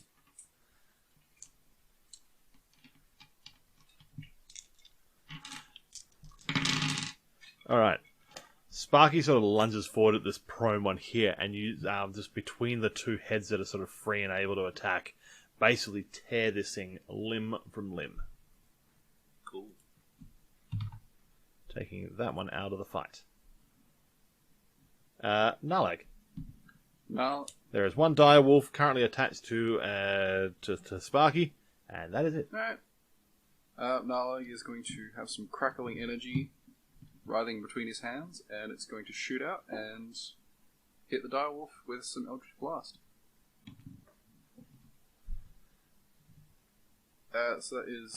I'm liking this whole thing that I'm going to say in canon. He's not quite aware that he's got other spells he can do yet. So he's just sort of leading it back on what he knows he's able to do, which is Eldritch Blast, because for the longest time, he's been a warlock. Well, it's also the only offensive cantrip I have. Yeah. So yeah, that's going to be a 20 and a 21. Both hit. Yay. So that is a 6 and a 7, so that's 13 damage? 13 damage. That is enough to finish this up. So it's- These two shots of Eldritch Blast sort of hit the wolf in quick succession, and it sort of loosens its grip and then drops down to the ground for like with a flow of Sparky's blood following it down, which just starts to like singe and burn away at the fur on its side. But Now, all of Sparky is a flame, isn't it? basically, there's like ridges of fire down the back, like very similar to the picture you've got up as your profile pic at the moment. It's got like ridges of fire running down the back, like smoldering eyes. There is like some fire around each of the paws. Okay, well, I Get a aim fire for, extinguisher. aim for a bit that isn't on fire, and I touch him for some healing. I'll give him 15 hit points. Oh, yep, sweet, nice. You see like a couple of those the nastier parts of the bite marks on the side of the neck start to close and knit themselves up a little bit. The flow of this emberous blood is staunched slightly. Well, I'm using some fun words right now. But yeah, you've healed it up a little bit. Korik, on the other hand, is now sort of now that he's no longer fighting for his life, is now sort of adjusting to the idea that he's now got a broken leg and is That's not good when you're a skeleton. through gritted teeth is just like, Yeah, I'm assuming I can't heal him. sorry. I'm assuming I can't heal him. You can try. Um, You I'll can try use your healing holy him for poke. 1 hit point. The holy, See what that does. the holy poke. Give me 2 secs and let's have a look and see how that's going to work. These aren't Final Fantasy rules. Or are they? I mean, maybe. I don't. I don't think it's the Final Fantasy rules. Final Fantasy rules are cool though. But they could be. But they could be. That didn't sound louder for you guys because you're not hearing it through the Audacity microphone. But I'm gonna get right up on the mic right now. You sort of see that the this point of healing does actually sort of take. It does, a couple of his Jesus Christ, Ross. A couple of his wounds are starting to like stitch together ever so slightly because you've only put like literally one point of life Alright, back well, I'm into going him. to cast Cure Wounds on him. Oh, While right. all this is happening, Narlag does know that he has, or that they have shape water, so they're going to go around and start like putting out some fires. He gets 11 hit points. 11 hit points. I rolled best I could So possibly. you see like a lot of the sort of the nastier wounds start to heal up. The little bit where you roll me medicine while you're at it as well, Oric, since you're looking him over. And Wick, what are you doing? 15. Not much. Just chilling. I'll just whatever. I'll investigate the fallen werewolves to see if they got any sweet loots. Yep. Roll investigate on that one. Ulrich, as far as your medicine check, you can see like down the base of his leg there is a section where like there's a bit of bone sticking out. It's his bone. The wound is not as bloody. That tickled me. I'm sorry. So he's the reason Jimmy No Bones doesn't have all of his bones. Corrick, the bone stealer. Please, sir, could I have my forearm back? You just got it hanging off your legs, sir. You don't need it. I really would like to be able to use my crutches again, sir.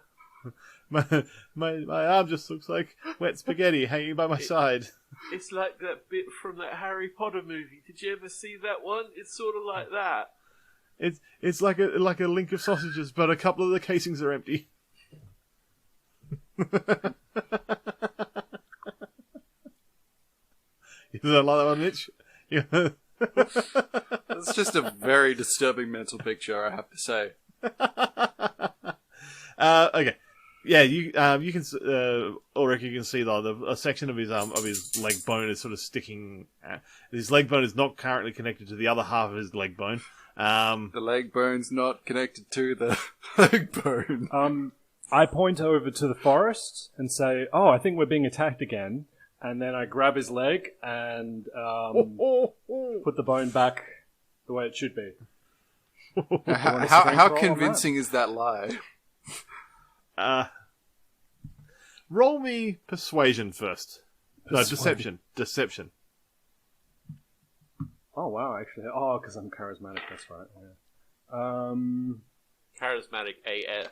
I actually got to 19 on that. Okay, he sort of you see Corrick sort of like quickly dart his head over, looking in the direction you point, and then you quickly like snap this bone back into alignment, and yeah, Corrick just yells out in pain. While I'm doing that, I'll pump in 5 hit points to him because I've already got my hands there. All right, fair enough. Yeah, this bone sort of lines back up again. He sort of yells out in pain, and just putting that little bit of extra of divine power into him. You see sort of little bits of the flesh and sinew sort of start knitting themselves over the top of this what was a hole where a bone was sticking out. So, wait, does Hmm? Corrick actually have a physical body other than his skeleton? Yeah, it's kind of like a zombie with a ghost. Okay. You think about that. It is a sort of underneath. Which would also mean there would be a skeleton in there. But no, I was under the impression that it was like just skeleton, but like ghostly flesh. If that makes sense. There are sort of elements of like still like the desiccated flesh and everything. Desiccated like muscle and so forth that was sort of still over the bone and under the skin. Yeah, it looks a bit more like a mummy, I would say. A mummy with a ghost visage. How's that for an image? We've got all of them. All of the undeads. All of your classic undeads. We have ghost, we have zombie, we have skeleton. We now have sort of a mummy going on. A little bit of all your bases covered. And just a slight flavouring of Revenant. A Suisson or Yes. Revenant. Yes. A bouillabaisse. So it's a whole thing. All right. Yeah. Korik is at this point like he's in a bunch of pain, but less than he was. So yeah. Yeah. And I'm he's a just healer. this is what happens when you Technically, spec you into are tank a and healer. healing. He's just looking at us like, what are you guys doing here? I thought you had something else going on. Well, we sorted that out. and That's now we came back for you. Oh, Narlag.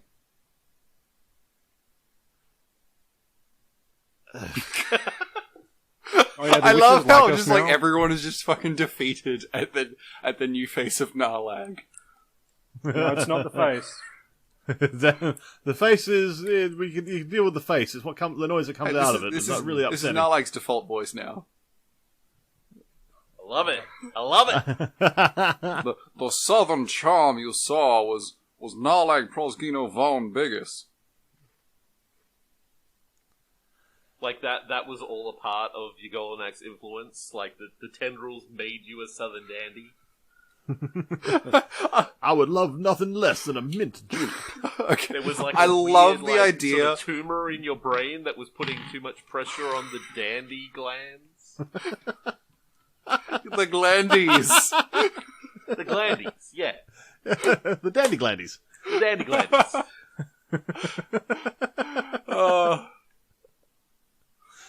But he's just, but you Talk look different, boy. later. Right. Okay, I appreciate the rescue, don't get me wrong, but my whole plan was to pull these guys away from you guys so you could do what you needed to do. Yeah, we did it. Now shut your trap. Let's we, go. We sort of done everything around here, and we're sort of heading. We're gonna head back to the village. That It's only had been a night and a morning. What? We're, We're moving fast. Things yeah, we're moving friends. fast. We're friends with the witches now, and we are We very did they're, reach uh, a they're on sort our of side. accord with the witches. we are very good at what we do. Trust us, mate. We're professionals. We got a certain set of skills. Be efficient. Be polite. Have a plan. And some Vegemite. Bonza. Strength. And crikey. We also say crikey. Yeah, I've definitely met one, Hey. count them, one person that genuinely says crikey. I say crikey. I'm pretty sure I'm talking about you. Fair enough. There. I got a 12 for searching those werewolves earlier, by the way. Oh yeah. I didn't forget that you were doing that thing. Not this guy. Didn't forget at all. Okay. When you kill those werewolves, they do revert back to their human form. Are they naked? No, they are clothed. They do But they're shirtless. have. Of Because course, all 'cause werewolves this have is to be this is a YA novel. Yeah. After all, And they're So- wearing purple pants for some reason. I don't know. It's just how it works. And they have like the mark of their house on their arm or something. Is that a thing? It's. What's the... I think it's Divergent. Is that it? I never actually I was watched gonna it. let you I just guys know that keep- there's symbols. keep going with this one. I feel like there's an end point there. I think you can get there.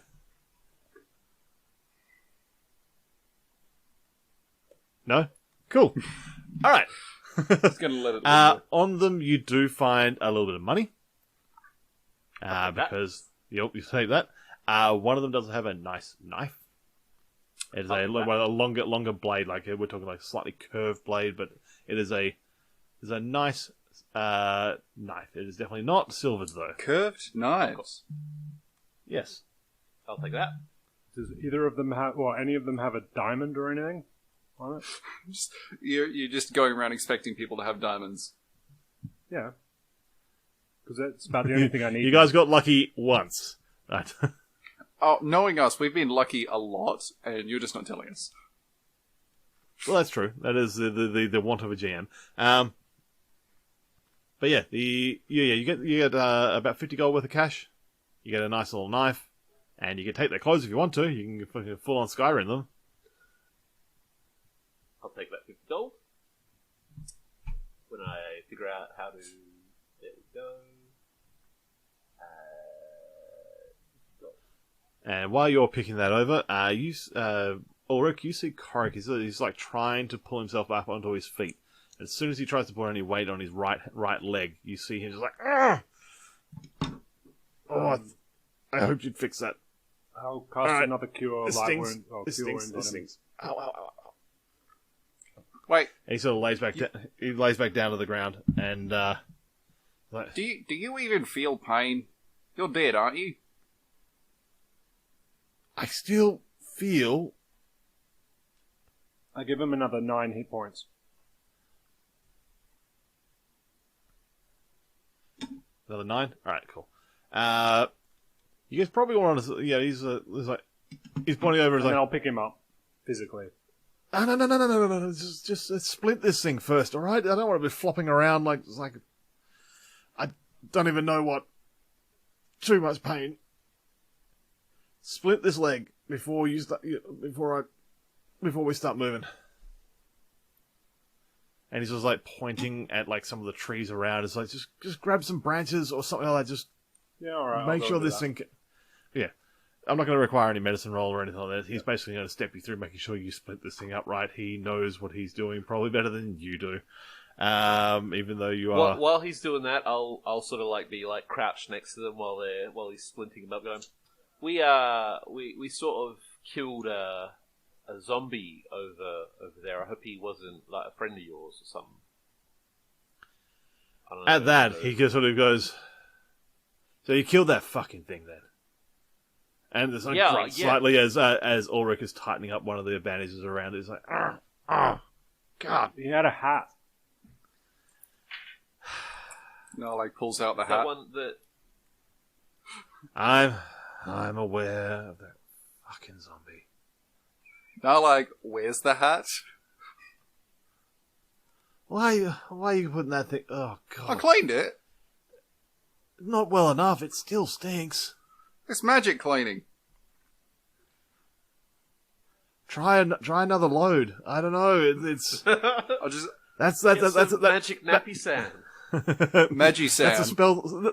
That's a smell that spells don't fucking remove. Oh boy, that is right. And that's coming from a guy who's dead. Fine. Sounds fine to me. Narlik throws it into the fire. But no. The fucking dipshit wizard that was with us decided to chain that thing up on the way in. Why? That seems weird. I don't know why he did anything that he did. Wizards can be a bit like that. This is getting a little bit mean because Graham is still here in the chat and saying like, "Hey, stop fucking ragging on my old character so bad, man." I mean, I'm Also, my current you had character terrible is here to manners. kill my old character. Or kill again. But he's like, I guess the magic that he had sort of still managed to linger after he's dead, so he must have been good at it at least. Yes. After he's dead.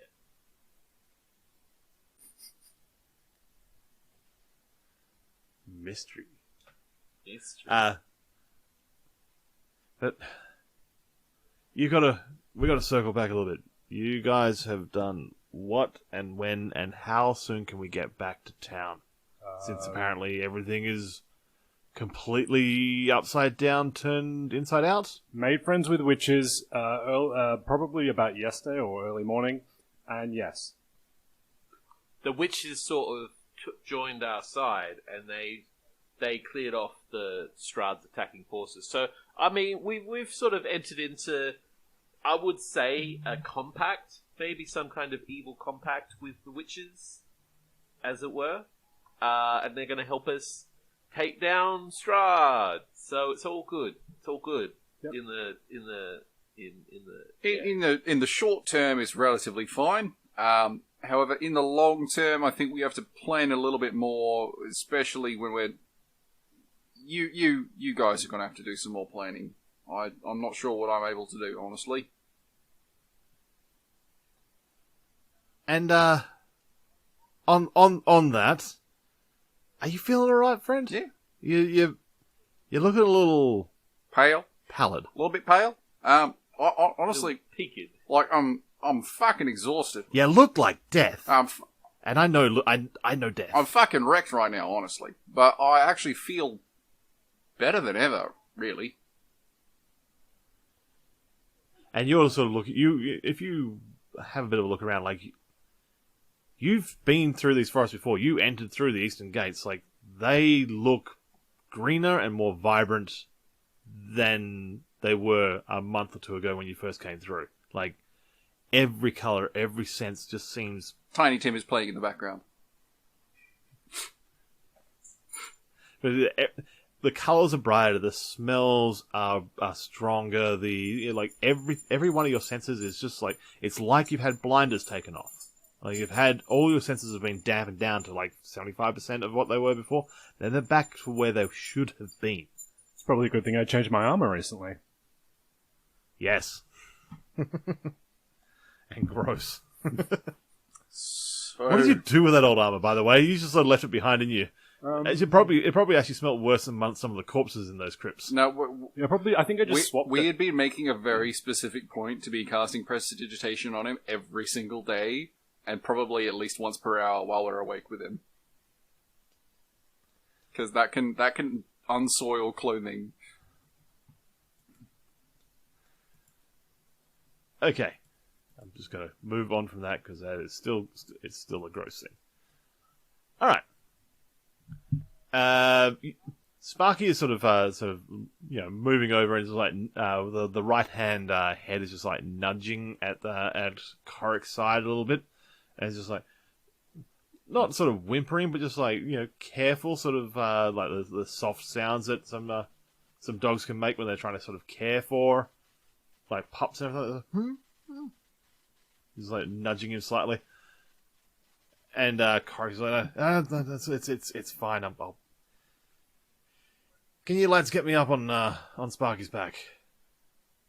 He's a little protective, and I think he's a bit worried about me. If I get on his back, I think he'll be all right. He'll realize that things are fine. Narlike uses mold earth to make a ramp.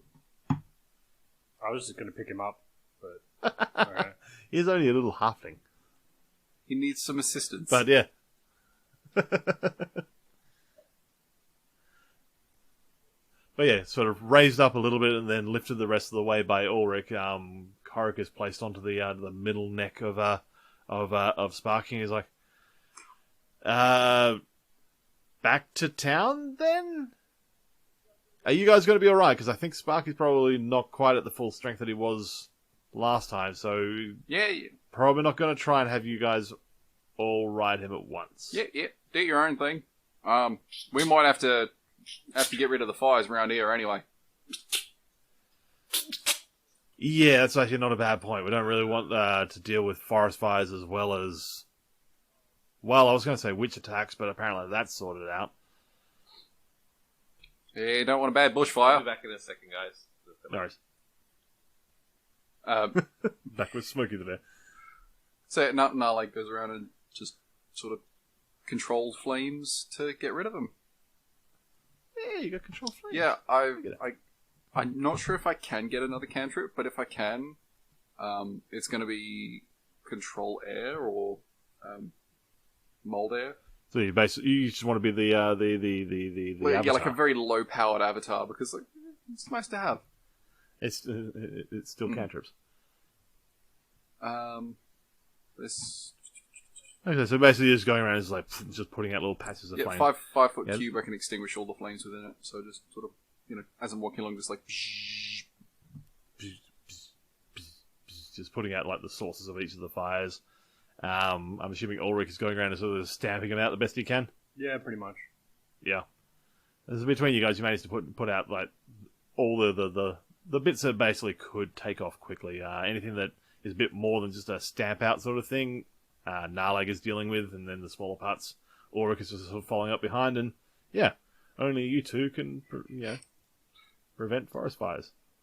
I mean, really Bono good. would like to think that of himself. I thought he was more into starving kids. Ew.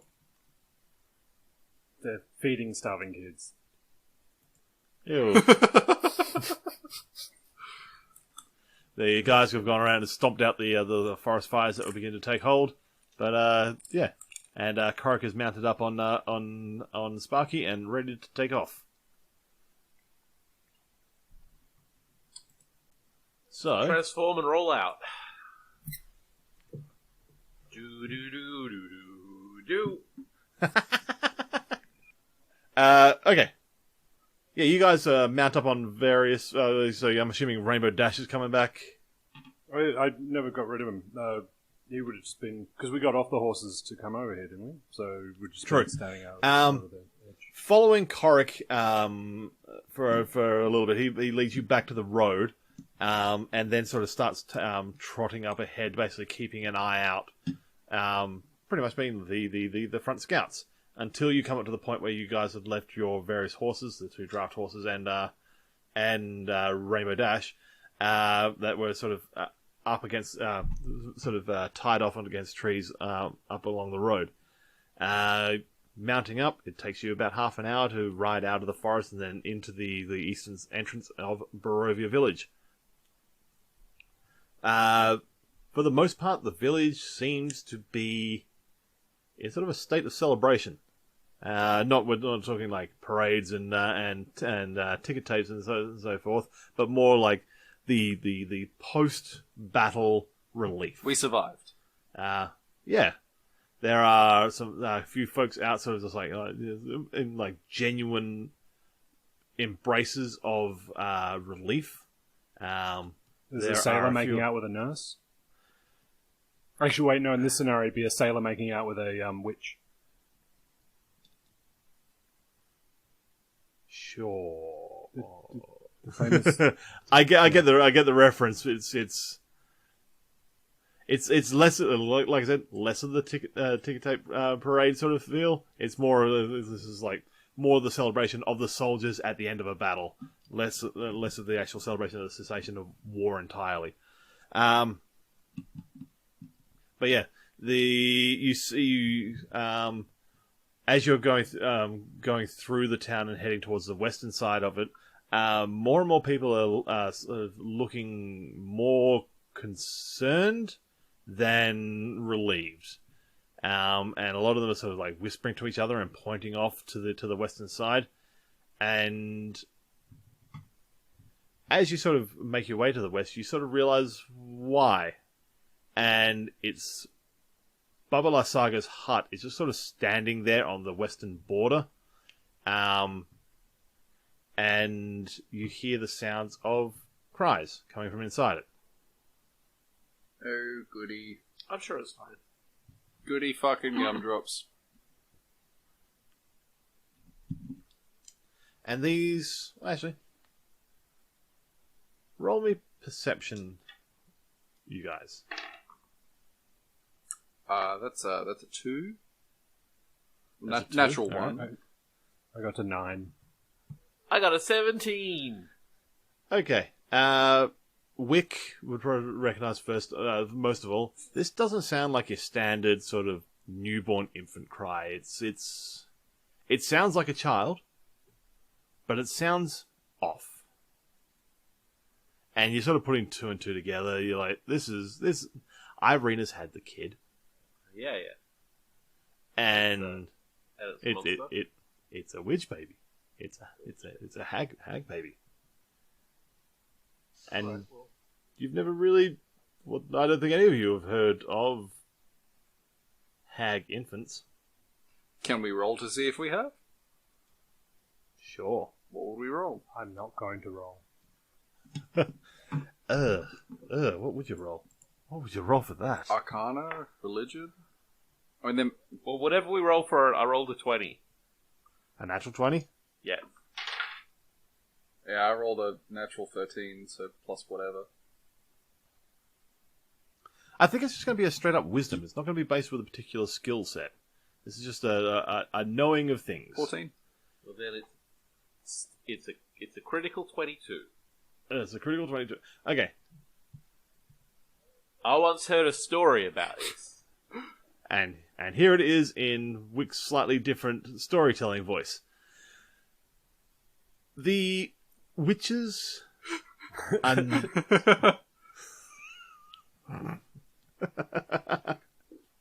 It's like one of those really bad messenger filters where the mouth sync definitely doesn't line Oh, up like very with well. what's it fucking called? The raptor. The raptor head that's talking. Yeah. Okay.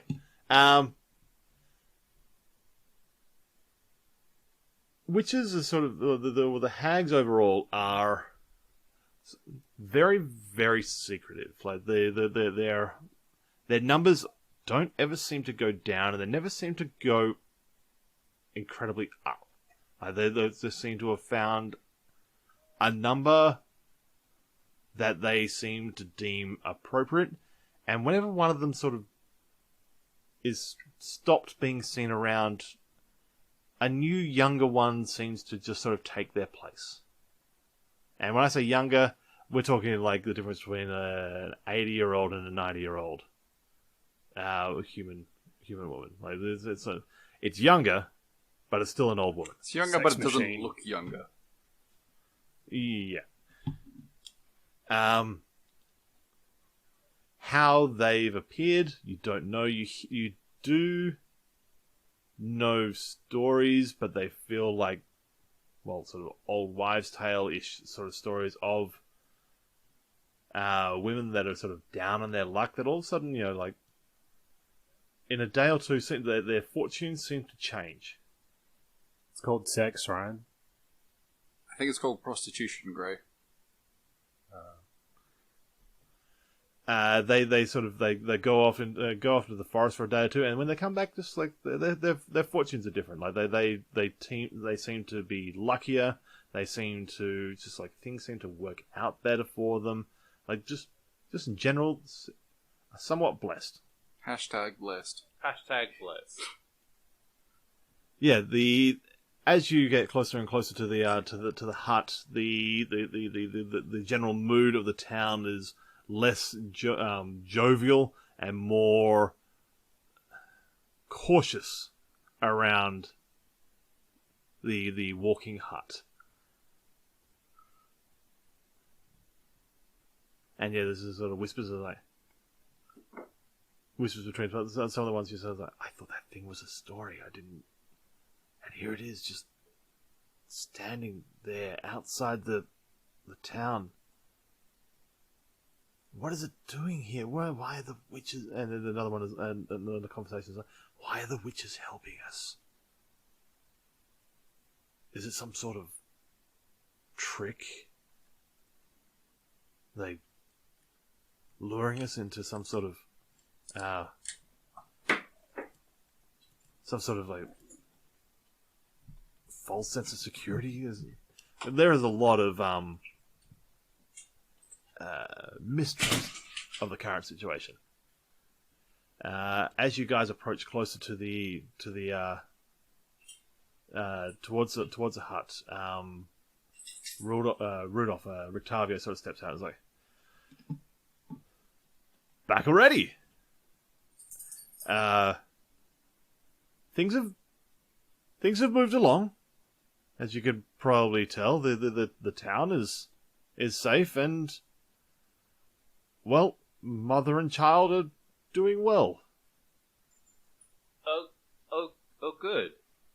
That's good. It's good to hear. This is crazy, guys.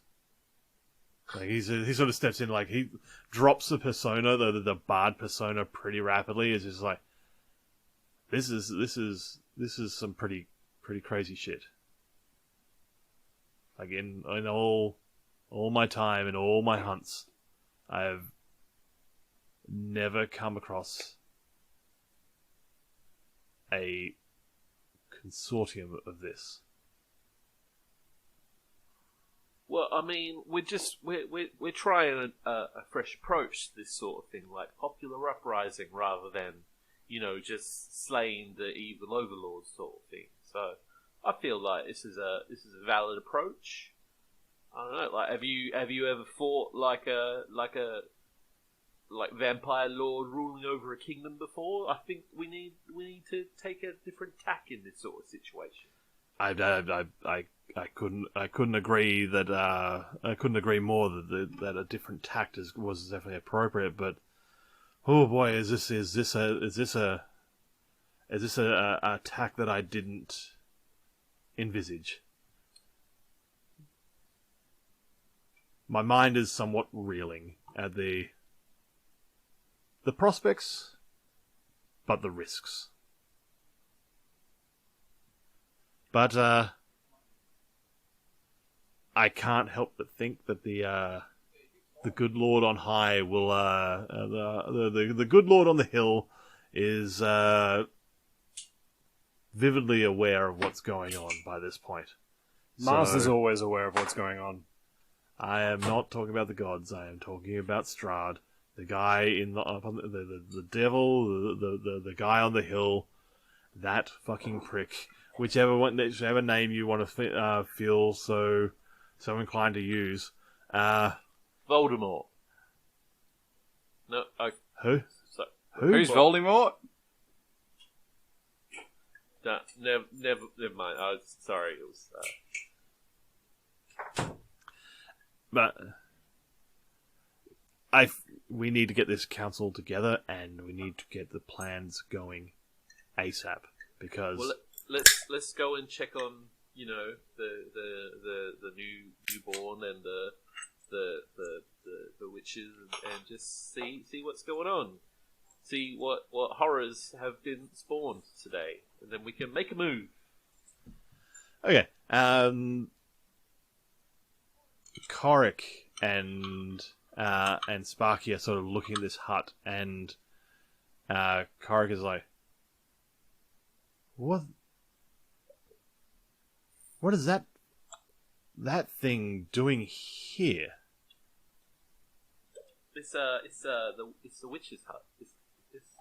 Look, That's the witch's hut? I've heard stories and I've seen things in the forest, but Yep, that's it, mate. this is that's the one. It's with the legs and everything. It's the one. with the legs and everything. It's a real session with legs today. It's like I don't think I can go inside that. That is, but I'll ride alongside if you guys want like scouting or anything. This thing, we're walking this thing to Valaki.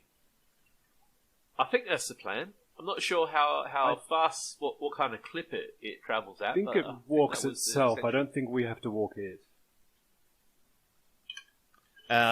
Also, don't think it has a At lead. that point, you hear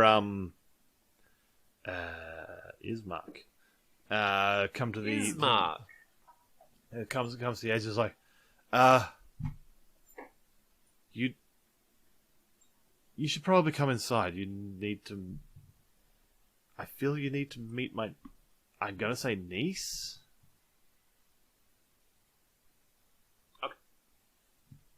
It seems weird. It feels weird to say it, but niece. Sure. But he sort of still waves you up. and the hut sort of like dips down at one end a little bit and extends the roots out to give you a bit of a walking ramp to come up.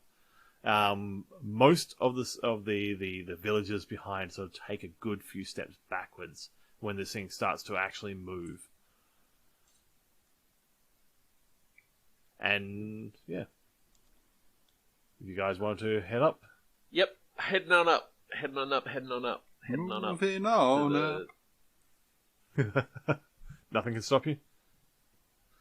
Okay. Yeah. Heading on up. The sounds of the cries are sort of muted down a little bit to just the sounds of I guess the word is cooing of a child. I don't know. I've never had one. No, I Isn't it haven't the either. parents who usually coo at the child? I don't know. The sounds that a baby makes when it's just sort of like vocalizing slightly. I don't think any of us have ever actually had a child. So, yeah. No. Not that I'm aware of. But you sort of see like Ismark sort of walking ahead and sort of blocking the visage a little bit, and as it gets closer and closer, you can sort of see Irina sort of laying down with this wrapped up bundle in her arms, and A little bundle of hell. she sort of and she sort of looks up at you, and she's got this sort of contorted face of sort of actually roll insight. Which one of us? All of us?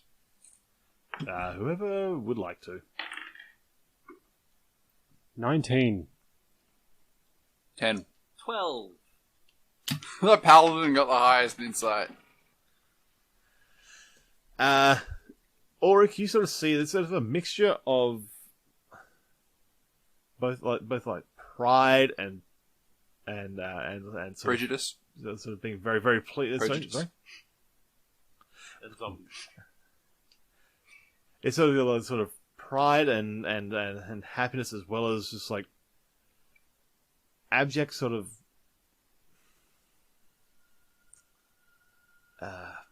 sadness and terror.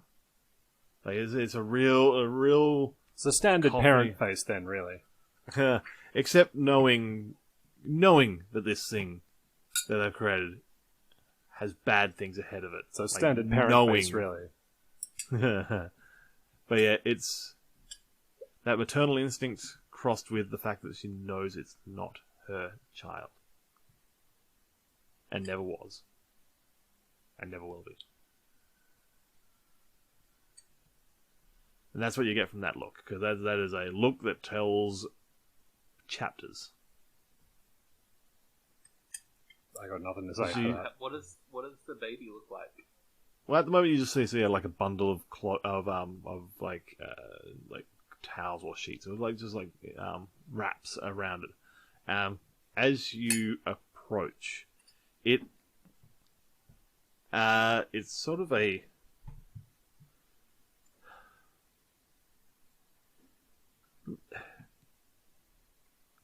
which of you guys have seen the Benjamin Button movie? Maybe. Like a long time ago. Yeah, it's a little bit like Like, old, like When- when he was sort of first born, but it was like aged. It looks like a baby, but it looks like an old person simultaneously. Oh, it's going to look Is- like Brad Pitt when it gets older. Something to look But forward it's to. also a lady.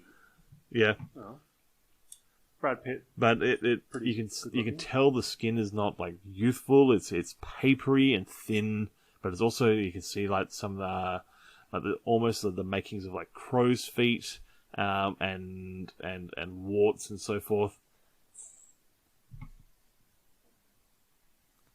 Aww. He keeps being adorable. But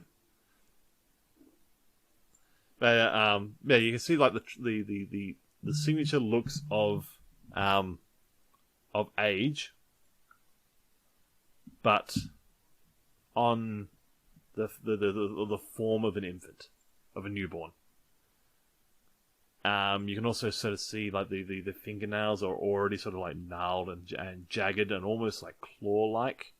They haven't started to yellow yet, but they do look sharp. Isn't that an adorable baby thing? Oh, she's Yeah. she's got your eyes. Quickly give them back. I need them to see with. And she's like, she passes this thing off to Ismark, who sort of takes it up and brings it around to you guys and is like, this is Aw, I'm an uncle. the deal. Huh. This is the deal that was made. And, well, I believe you need to be witness to this exchange. And he goes over to Baba Lazarka, who's been standing off to one side just while you guys have been, catching back up again. And Gorping, yes. And he sort of offers this child up, like two hands holding this bundle of child up. It's like, I believe this is yours. And she reaches out and grabs it and starts to with a little finger, just like playing with her sort of long fingernail just in front of the face. Is like just making like cooing sounds at this infant. And it's like, oh yes, this is going to be a strong one. You can tell its essence is vibrant. Oh yes. And she goes over to the cauldron and taps just like a forefinger just against the surface, just so a little ripple comes across the edge, and she's like, Muriel, I'll be sending one through for you to just be ready. And then she raises the child over the top of the cauldron and just sort of lowers it into the liquid that's there, and just then pulls her hands out and lets this bundle sink into the liquid. And she's like, Muriel, have you got it on your side? You have? Oh, good. Look after that one for us, but it's going to be your new sister. Oh, good. Oh, good. And you can't hear a voice coming back. It's like she's just talking at nothing. And as far as you know, she's just dipped a baby into a cauldron. We do know that cauldron is magic as fuck. Yeah, that cauldron is magic as fuck. We have seen it disappear and reappear and, make some weird brew and then make, chicken soup or something. Yep, and then turn into a bed at one point. But, the child is now out of the room. The room is now yours. Let's go kill Strahd. Irina okay? Are you going to go check in on Irina? Yeah. Is she okay? Okay. You don't need to roll an insight check or anything on this one. She is sobbing quietly into her arms. She's got her arms crossed in front of her, and she's got her head pressed into her crossed arms, and she is sobbing. That's how human women look all the time, isn't it? She'll be fine. Cool. Alright, let's go kill Strahd. Ulrich, you're the worst. You're the fucking worst. You're the absolute worst. She's like, I knew, and this is through sobs. It's like, I knew what it was, and I didn't have time to really create a bond or anything with it. This is in a day, but I can't help but feel a loss. There's no real words that we can say that'll make it any better. But, yeah, I understand. the only thing that's anything right now is knowing that it was all for the right reasons. Again, this is all through sobs. I just can't role play that. It's actually a hard one to do.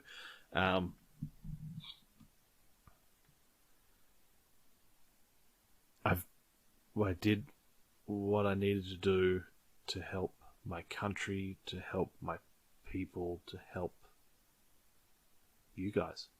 Thank you. You three. Because I think that I genuinely believe that you three and what you're doing here is going to be the salvation of this country. Thank you. We won't let you down. I mean, even without what you've done here today, everything we've done so far probably wouldn't have been possible without you. You're just as important in all of this.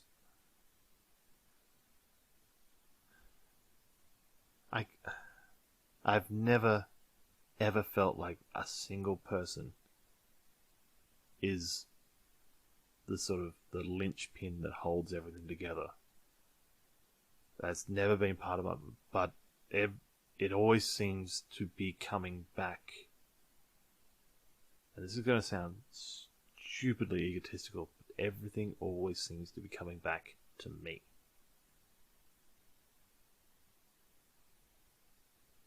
The last group that tried to do anything, they saved me from attacking forces in Barovia, and then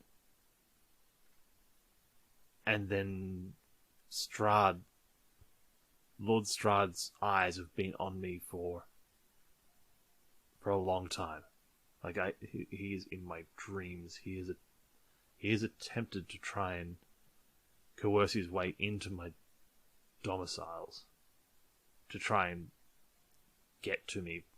He can't get past the threshold. He can't do it. But he's got a fixation on me. The witches came to me to make this offer, this deal. And there's all these other situations like I'm not truly Ismark's sister. I'm Izek's sister. And everything seems to just revolve around me. And now this final deal that you guys have negotiated is going to be the culmination of all that, and is going to mean that this country, once it is free to Strahd, is going to revolve around me and my will.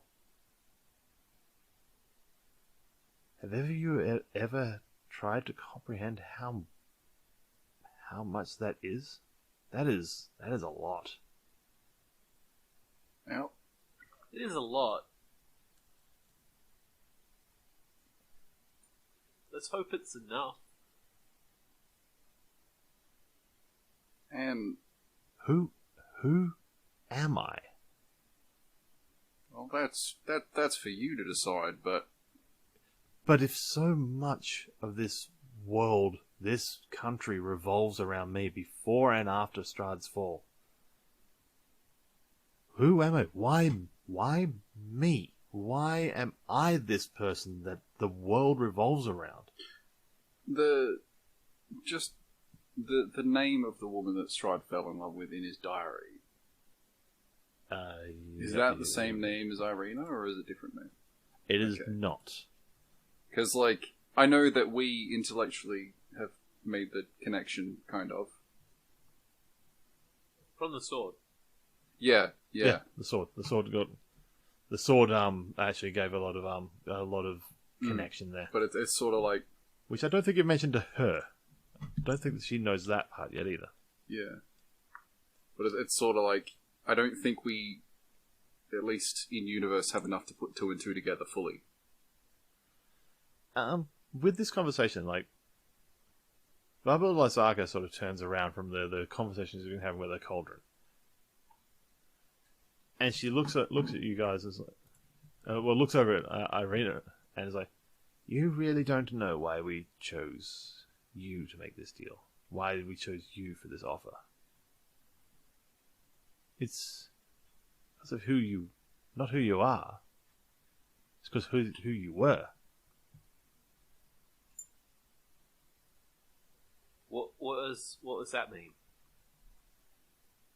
Well, no soul escapes from Barovia under this curse. This curse of Strahd. Ah, he said the name of the show. Roll credits.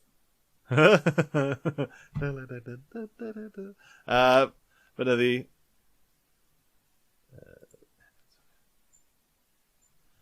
I'm looking for. Are you saying there's like a reincarnation sort of situation going on here? The souls need to go somewhere. So yeah, that is straight up what I'm saying. That's yeah. But she continues on. It's like, but a soul is, as long as it's not too tormented or damaged, will find a new vessel. And yours, my dear, is, well, quite important to both the Barovich brothers. Two brothers. The Grimm brothers, if one might say. There's two brothers. It's just two brothers. Is your Damn it, where is it? You know, actually, when you say about like souls being like imprisoned and stuff, we actually Ulrich actually has one of the Barovich brothers' souls sort of in his actual sword that he's got. Or at least a fragment of his soul. Yeah. And has that soul recognized the one that resides within Irina here, the soul of Tatiana? Oh. Yeah, I think it has, doesn't it? I actually don't really remember. You know that, Graham and Ulrich. You know that it has. I don't know if you've mentioned that to the others. It has strong feelings for her. Yes, it has expressed them before. Well, that only proves it, doesn't it? That is a bond that is stretched beyond the mortal times of a human life. And I imagine that, well, Strahd's attentions for his intentions and his own desires for Tatiana have continued on as well. So you've caught yourself up unintentionally within a 500-year-old love triangle. Hashtag drama. This is hashtag drama with a capital D. Hashtag baggage. Yeah. Well, I think what we should do is gather our forces, as it were, and regroup at Valaki, and then we can sort of figure out what to do going forward from there. Protect Irina, mount a defense sort of thing. We've got these diaries. It's like Strahd's diary. I feel like that's going to provide us with some avenues of attack, as it were. Like, I feel like that's maybe our next step is sit down and sort of. I do believe, though, any conversations on next steps are definitely going to be done with this war council of yours. That's what I'm saying. I'm apparently an equal member of. We should probably start hitting the road then. Well, how fast does this thing go? Have you got like a turbo overboost sort of thing? Can you go and it goes faster? Oh, I wouldn't want to rush this thing. It's can get a little cantankerous when it's harried. Well, how long will it take us to sort of lumber, as it were, to Valak? Oh, you're a man with wordplay. I do enjoy that. Well, can you set the house off to kind of follow us and you travel along somehow? Like, do you have any other form of travel? Well, where are we travelling to? Where is this war council? You said it was somewhere other than Valaki. It's near Valaki. Well, hang on a sec. I got half an idea. All right, I'll walk outside the hut, sort of like facing to open sky, and sort of be like look up and be like, hey, Mordenkainen, hey, we need to get to the war council. Are you watching? Can you see this? I like sort of wave at the sky. Usually we got a wizard who does the connection to the other wizard sort of thing, but he's gone AWOL, so we're sort of left improvising, as it were.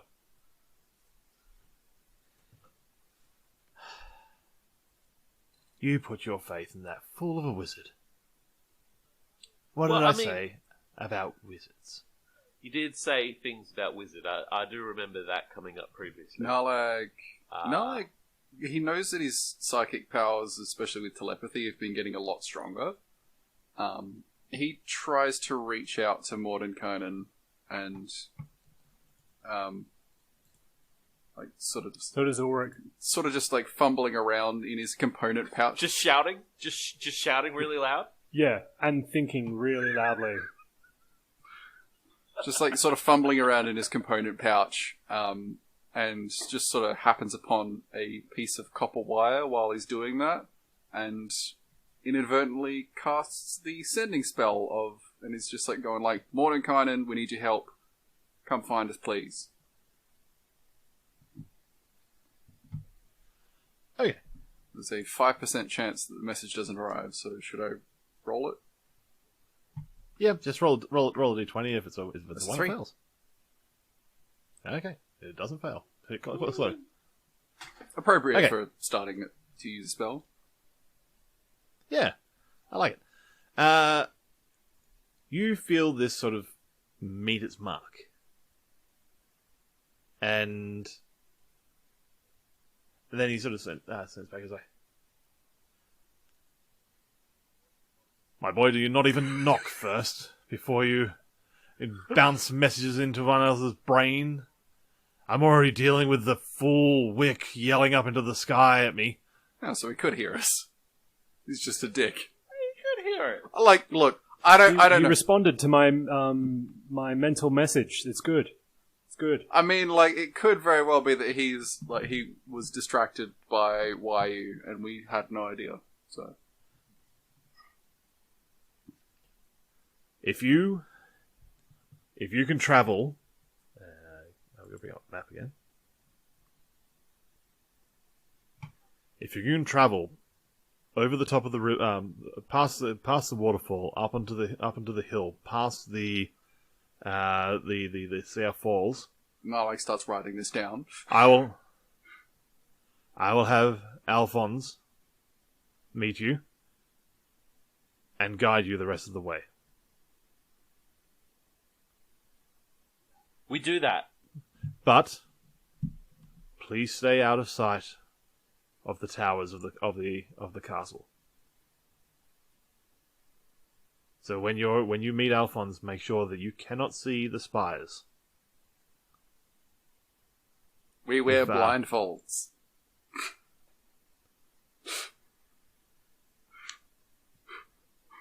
At this point, you realize that he's gone well beyond the 25 words that you can get. You can pull He's off a with wizard sending. ass wizard.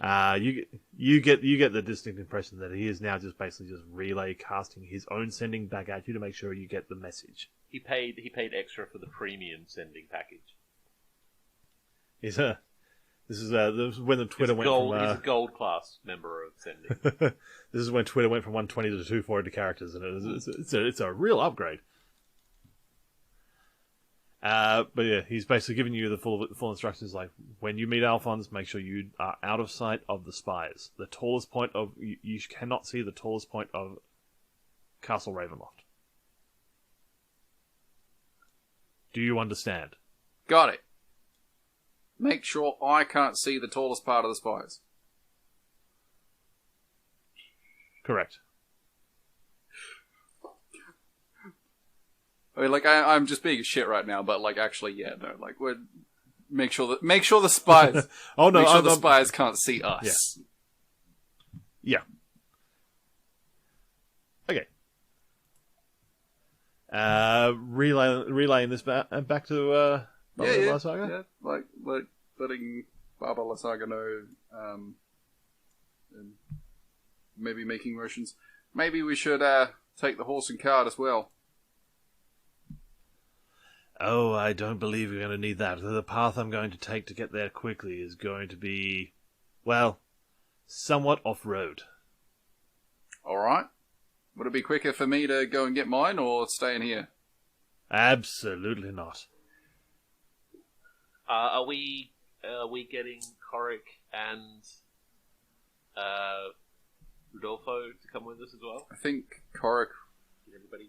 very specifically said that he didn't want to come in. But he did say that he was fine with travelling alongside. Yeah. Well, can he like ride on the outside of the? There's like a little plane sort of on the outside of the. Yeah, he can do. Like, he can get up there, whether he wants to get up there. There's the Well, next that's what question. I'm going to him now and saying, look, Yeah. we're taking the hut. Look, Korik, mate, we're taking the hut. We gotta rejoin up with the rest of the War Council sort of thing. Which I don't know if we've formally extended like a spot to you on, but I feel like we're on the same page here. So if you want to sort of, We certainly are. I believe that you wanted my counsel on the actual killing and slaying of vampires. So yeah, I assumed that was an extension of invitation. sorry, are we talking But- to Korik right now? Didn't you say you were talking to Rictavio? Rudolph? Rictavio's on the council. We've gone through that before, but Oh, sorry. Oh, my bad. So I was doing the wrong voice then and the wrong character. If you're doing, I was sorry. My bad. Talking to Korik is on the lines like, I can help out from the periphery, but it's his will and his magic that even lets me live. So I don't know how much I could do in a full frontal assault. I've said this before. I can fight from the shadows. I can fight from the periphery, but I don't think I can attack from the front. All right. Well, thinking on that, like if you're animated by Strahd's magic, maybe bringing you into like a confidential sort of confidence around the like planning and stuff. Maybe isn't the best of plans. Like maybe he's got like like a remote Trojan backdoor into your whole sort of situation here. So maybe You are thinking the way that I think as well. I cannot trust myself to be in a position of responsibility. All right. Well, maybe if you want to like just get on your dog sort of thing, and maybe like make your own way back to Valaki while we sort of join up, and we'll sort of catch up from there. Maybe anybody else? I could do that. I could do that. That's. Do you not Or- want me to sort of protect the village of Barovia in the meantime? This has sort of been my territory, so to speak. I mean, that seems fair. Like, make sure the witches don't, just kill everybody while we're gone. That would be very bad if that was to, happen. So, like, maybe you stay here and just keep an eye on things for us. Have we got a way? You got like a pager number or something that we could hit you up on? Like, you check. He pats like his Facebook his like the jerkin jacket that he's got, and pulls out like these little stones, and it's like, I have these. This was a way that me and my previous party companions would communicate over distance, and actually like drops these stones, all bar one, into your hand. He was basically giving you three extra stones. It's like, Hell yeah, boy! These can communicate over reasonable distances, are a way of.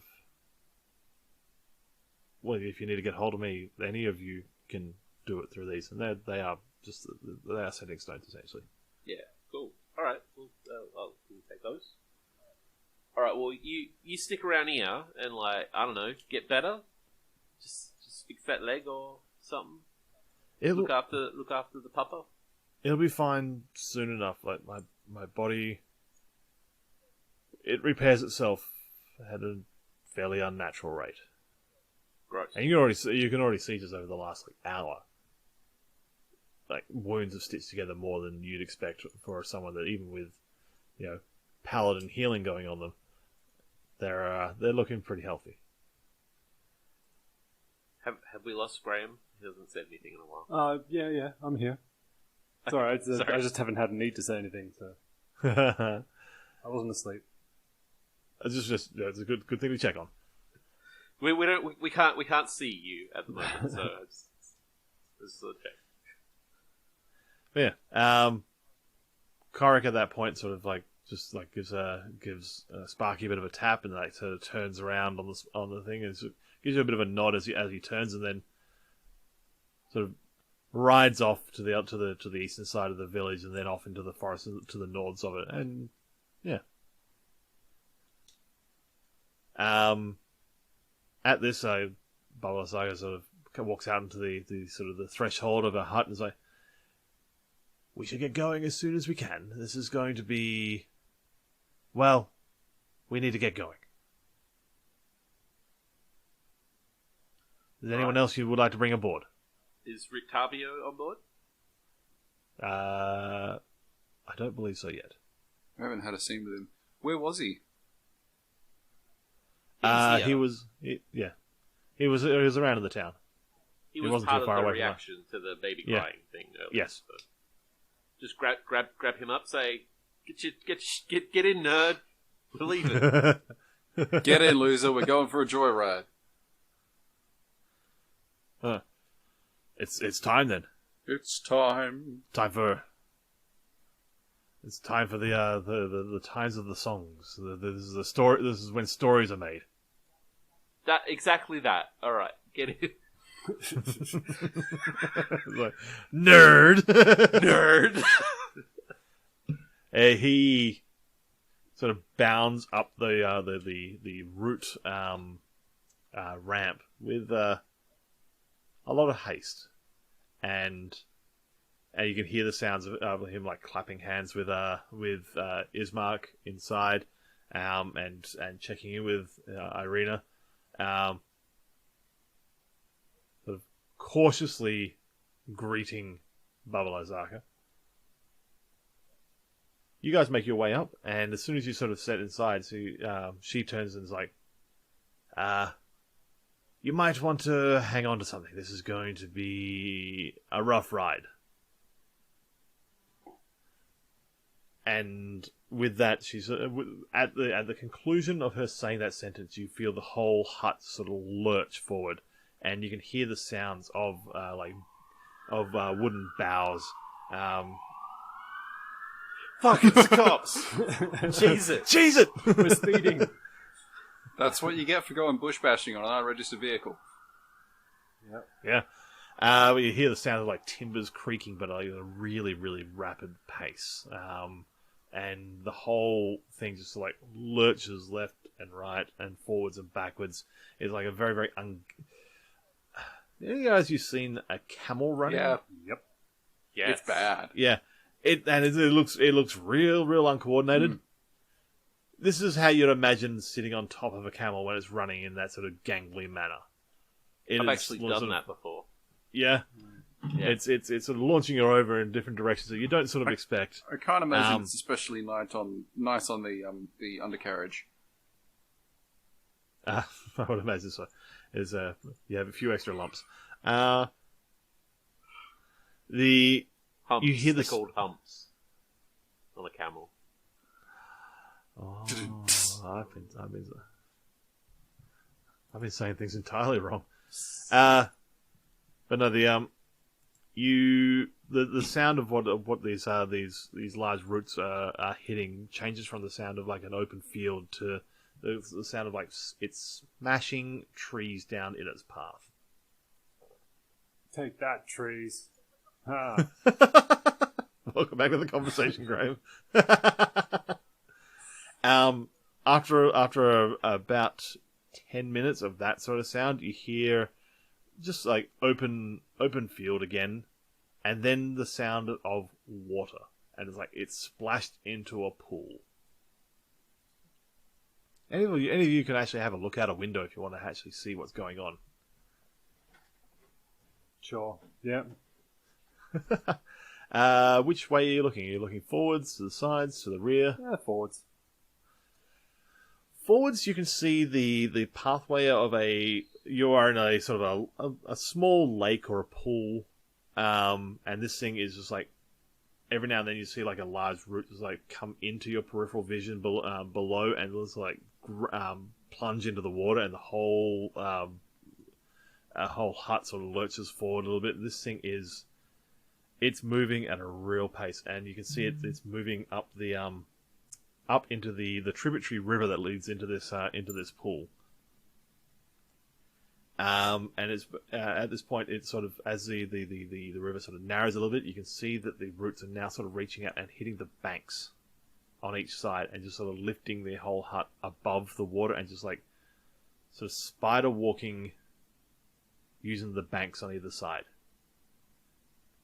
And it's following the pathway of the river rather than the road, which snakes its way up the hill on the southern side of this river. And it's actually quite a windy path. So the distance that this river takes is about a quarter of the distance you would take if you were going by road. Nice. But the way you're going, you don't need roads. I get it. I paused long enough to get at least a groan of acknowledgement of that one. As you're moving along, you feel the shadow of a bridge pass over your head, and then you hear the telltale sound of a waterfall. Now, we should probably check all the windows and make sure we don't see the castle. Roll perception. Hey, guy who's really good at perception, can I just assist you? Yeah, I'll help. I got a with that. 24. Hey, I don't need to assist the guy that's got really good perception. So you're looking out the sides of the windows that would be facing towards where Castle Ravenloft are, and this entire time, nice. This entire time you can't see. You can only just see like the finest point of like the tallest spire, at its very worst. At this point here, when you start making your way to the falls, the hut starts to actually sort of climb up the northern bank and make its way up the sort of the cliffside. And this is fairly slow going. You can hear the sound of like this is slowing down to a crawl. It's basically like Ulrich, looking at the front, you see like a root pull itself out of the cliffside and like pull itself up to above the hut and slam it with a force into the stonework, and like you get like a shower of like gravel and like just wet rock sort of flying at you because you're very, very close to the waterfall. But then you can feel you see that this has got purchase, and it's like pulling the entire hut up a little bit further just by that point. It's using like just the sheer strength of its own roots to basically python crawl its way up this cliff face. Do any of us fall over? We should travel by house more often. You got to go buy yourself your own walking hut. The point this hut is coming up, you can see between you and the castle there is a small hill, enough to sort of block vision between you and the hut. And as this thing sort of crests over the top of this cliffside and plants itself down, you can just ever so slightly just see the points of the couple of huts, other couple of the towers of the castle just peeking very, very slightly over the top of the hill. Cool. Where do you suggest you going from here? Because this is round about the area that Mordekainen was talking about. This is the area on the other side of the hill from Ravenloft near the Sayre Falls. Is there a way that takes us further out of sight? Like, is there a hill that we can more get closer behind? This hill that's between you and if you could roll me a perception. Bad. Very bad. Fuck, I can't see anything.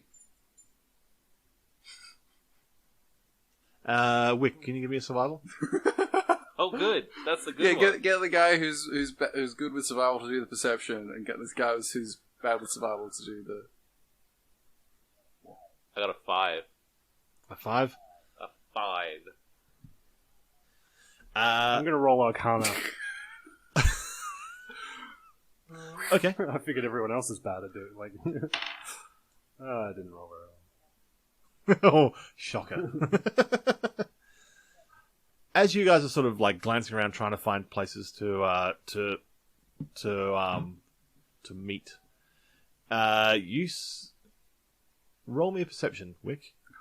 Thank goodness we can actually get him to do something he's good at. 13. 13.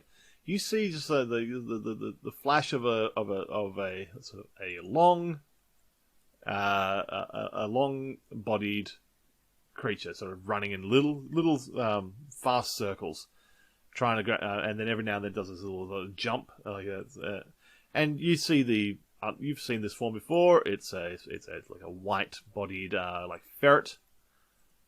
You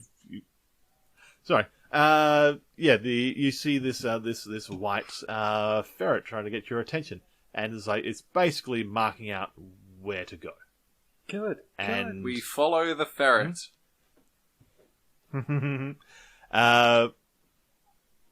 the hut's not going to be able to make it there. Yeah. We'll sort of... Can we sort of like park the hut here and go the rest of the way on foot and sort of steer clear of the spires, or... What I can do is we can disembark and I can send the hut off and we'll meet back up with it at some point. Disembark. Oh, you like that one, do you? I appreciate it. I like you. I appreciated it. I like you send guys. It off in another direction, so like creating a diversion sort of thing. Like if Strahd's following the hut, he's seeing it going off onto, the far side of Barovia, and meanwhile we're secreted away. This is a good plan. I like it. A misdirection, as it were. Ah, you're beginning to think like a hag. Hey, I've always been a rogue. All right, this is thief talk. Just you're attributing to thief talk. Attributing to thief talk, which could very easily be attributed to hag talk. Yeah, it's look. We just have a common ground here, is what it is. So what came first, the hags or the thieves? Let's not do this now. But she sort of waves you guys down to disembark, and yes, I'm going to lean in on that one.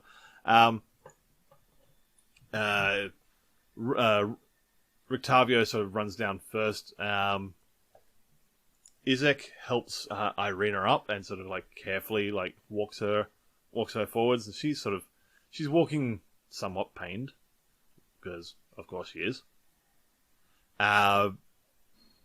Basically everyone else sort of like moves on out except for Babala Saga, who's in the room with the three of you, and she's like, "Yes, remember, you three are the ones that hold this pact. It is your arrangement. If there's any breaking of this, it is you three that the contract becomes owing. Now, shall we? Sure, why not? Alright, you guys make your way down to the bottom of the ramp, and while trying to keep out of sight of the spires of Castle Ravenloft, if you can all give me just a collective stealth roll. This is not sound-based, so don't worry about your armor. This is just trying to, like, move quietly, move non-obviously. Hey Ryan, That's definitely a word. do you want to know? Yeah. Do you want to know what my stealth check was? Was it a 1? No. Okay. So that means it's at least 35. There's a 1 in it. Is it 41? It's 31. 31. Do you want to know what mine was? Is it also a 1 in it? No, it's 4. Yes, A total? I rolled a 2. Graham. 3.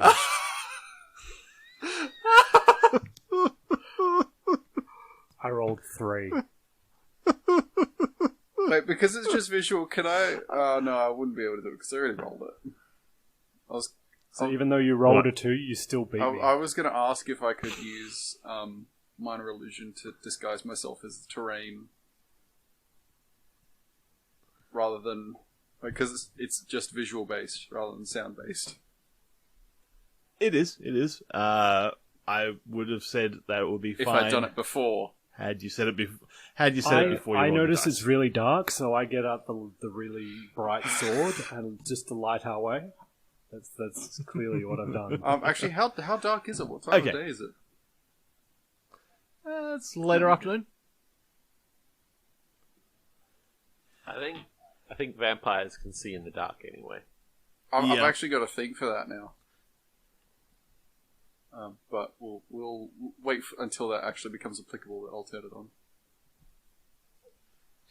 Okay, you guys are sort of sneaking along. You're trying to sort of crouch down and keep low lying. At one point, you, Ulrich, realize that there's just enough sun coming through to actually give it like a glint off your armor. And the back of your armor, as you've been bending over, is actually just giving a real shine. Because it's not your original armor. This is the armor of a hero of the light. And it's magical. So this is it doesn't fade. well fucking polished. This thing is shining like a beacon because that's what Are its you original trying owner to was, tell was us a beacon that to the Ulrich people. wasn't already a paragon of light? Are you Is this new are you information? are you trying to imply that Ulrich was? Really?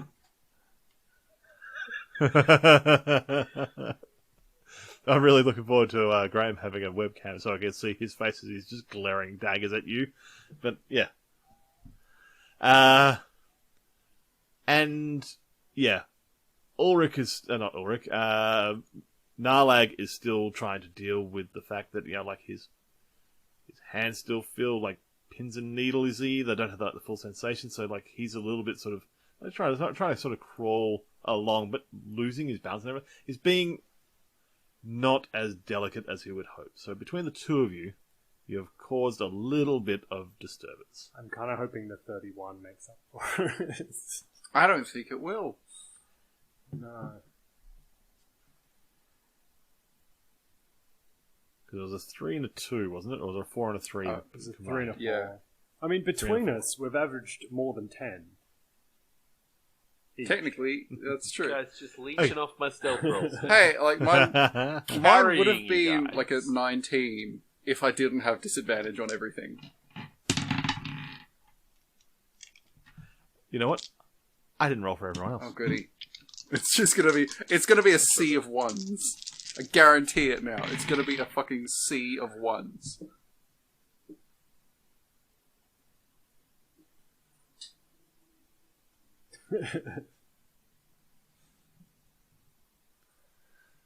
Not a sea.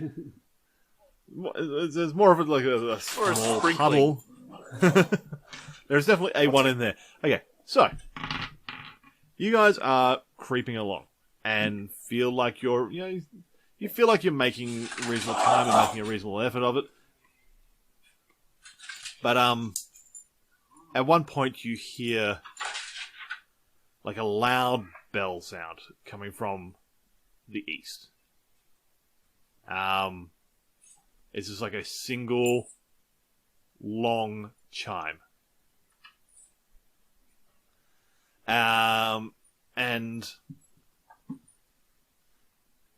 Ulrich instinctively sort of pokes his head up a little bit to see what's going on, and can see just like a dark cloud forming out of the top spires of the castle.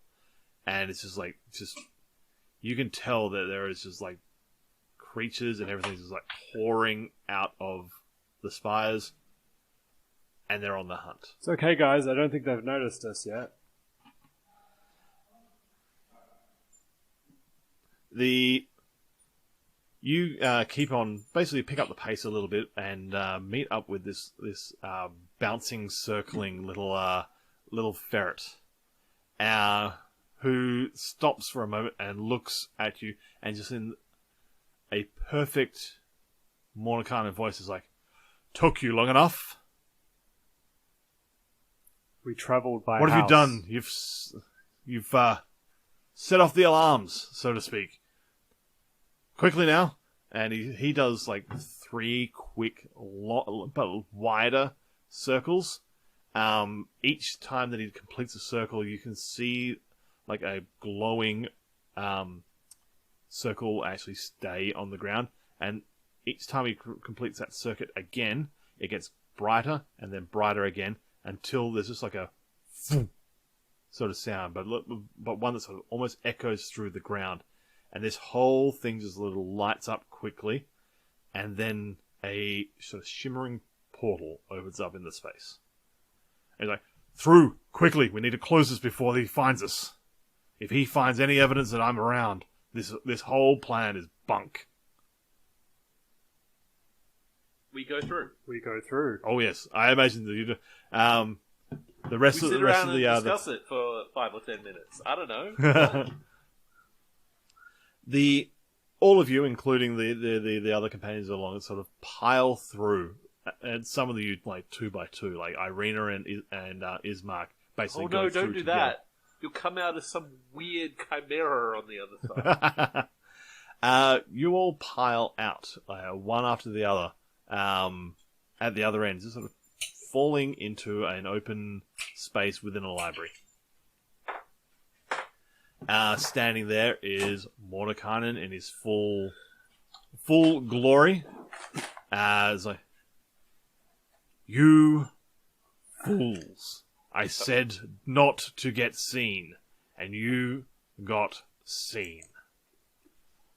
Well, hopefully, Alphonse has been quick enough to close up that teleportation circle before Strahd's spies got close enough to work out that the Mordenkainen still lives.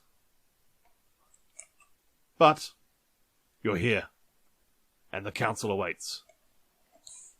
Come along. And with that, you all follow along. Baba Lysaga is very much keeping up the rear of this procession, and just looking around this stately mansion, and just like got this look of like she's smelling shit. There's just like this look of disgust looking around this place. Like, look, books everywhere, all neatly Fucking arranged. nerds. This, wizards. As he spits and gobs this massive loogie on the floor, which mysteriously just sort of gets wiped up by an unseen servant. Coincidentally, the spell Unseen Servant. I see there what you you did Ah. there. But with that, we will leave it for tonight. Thanks for listening to Sunday Sessions. You can find us on SoundCloud at Isolated City Gaming. You can find us on Instagram under Isolated City Gaming. You can also email us at isolatedcitygaming@gmail.com.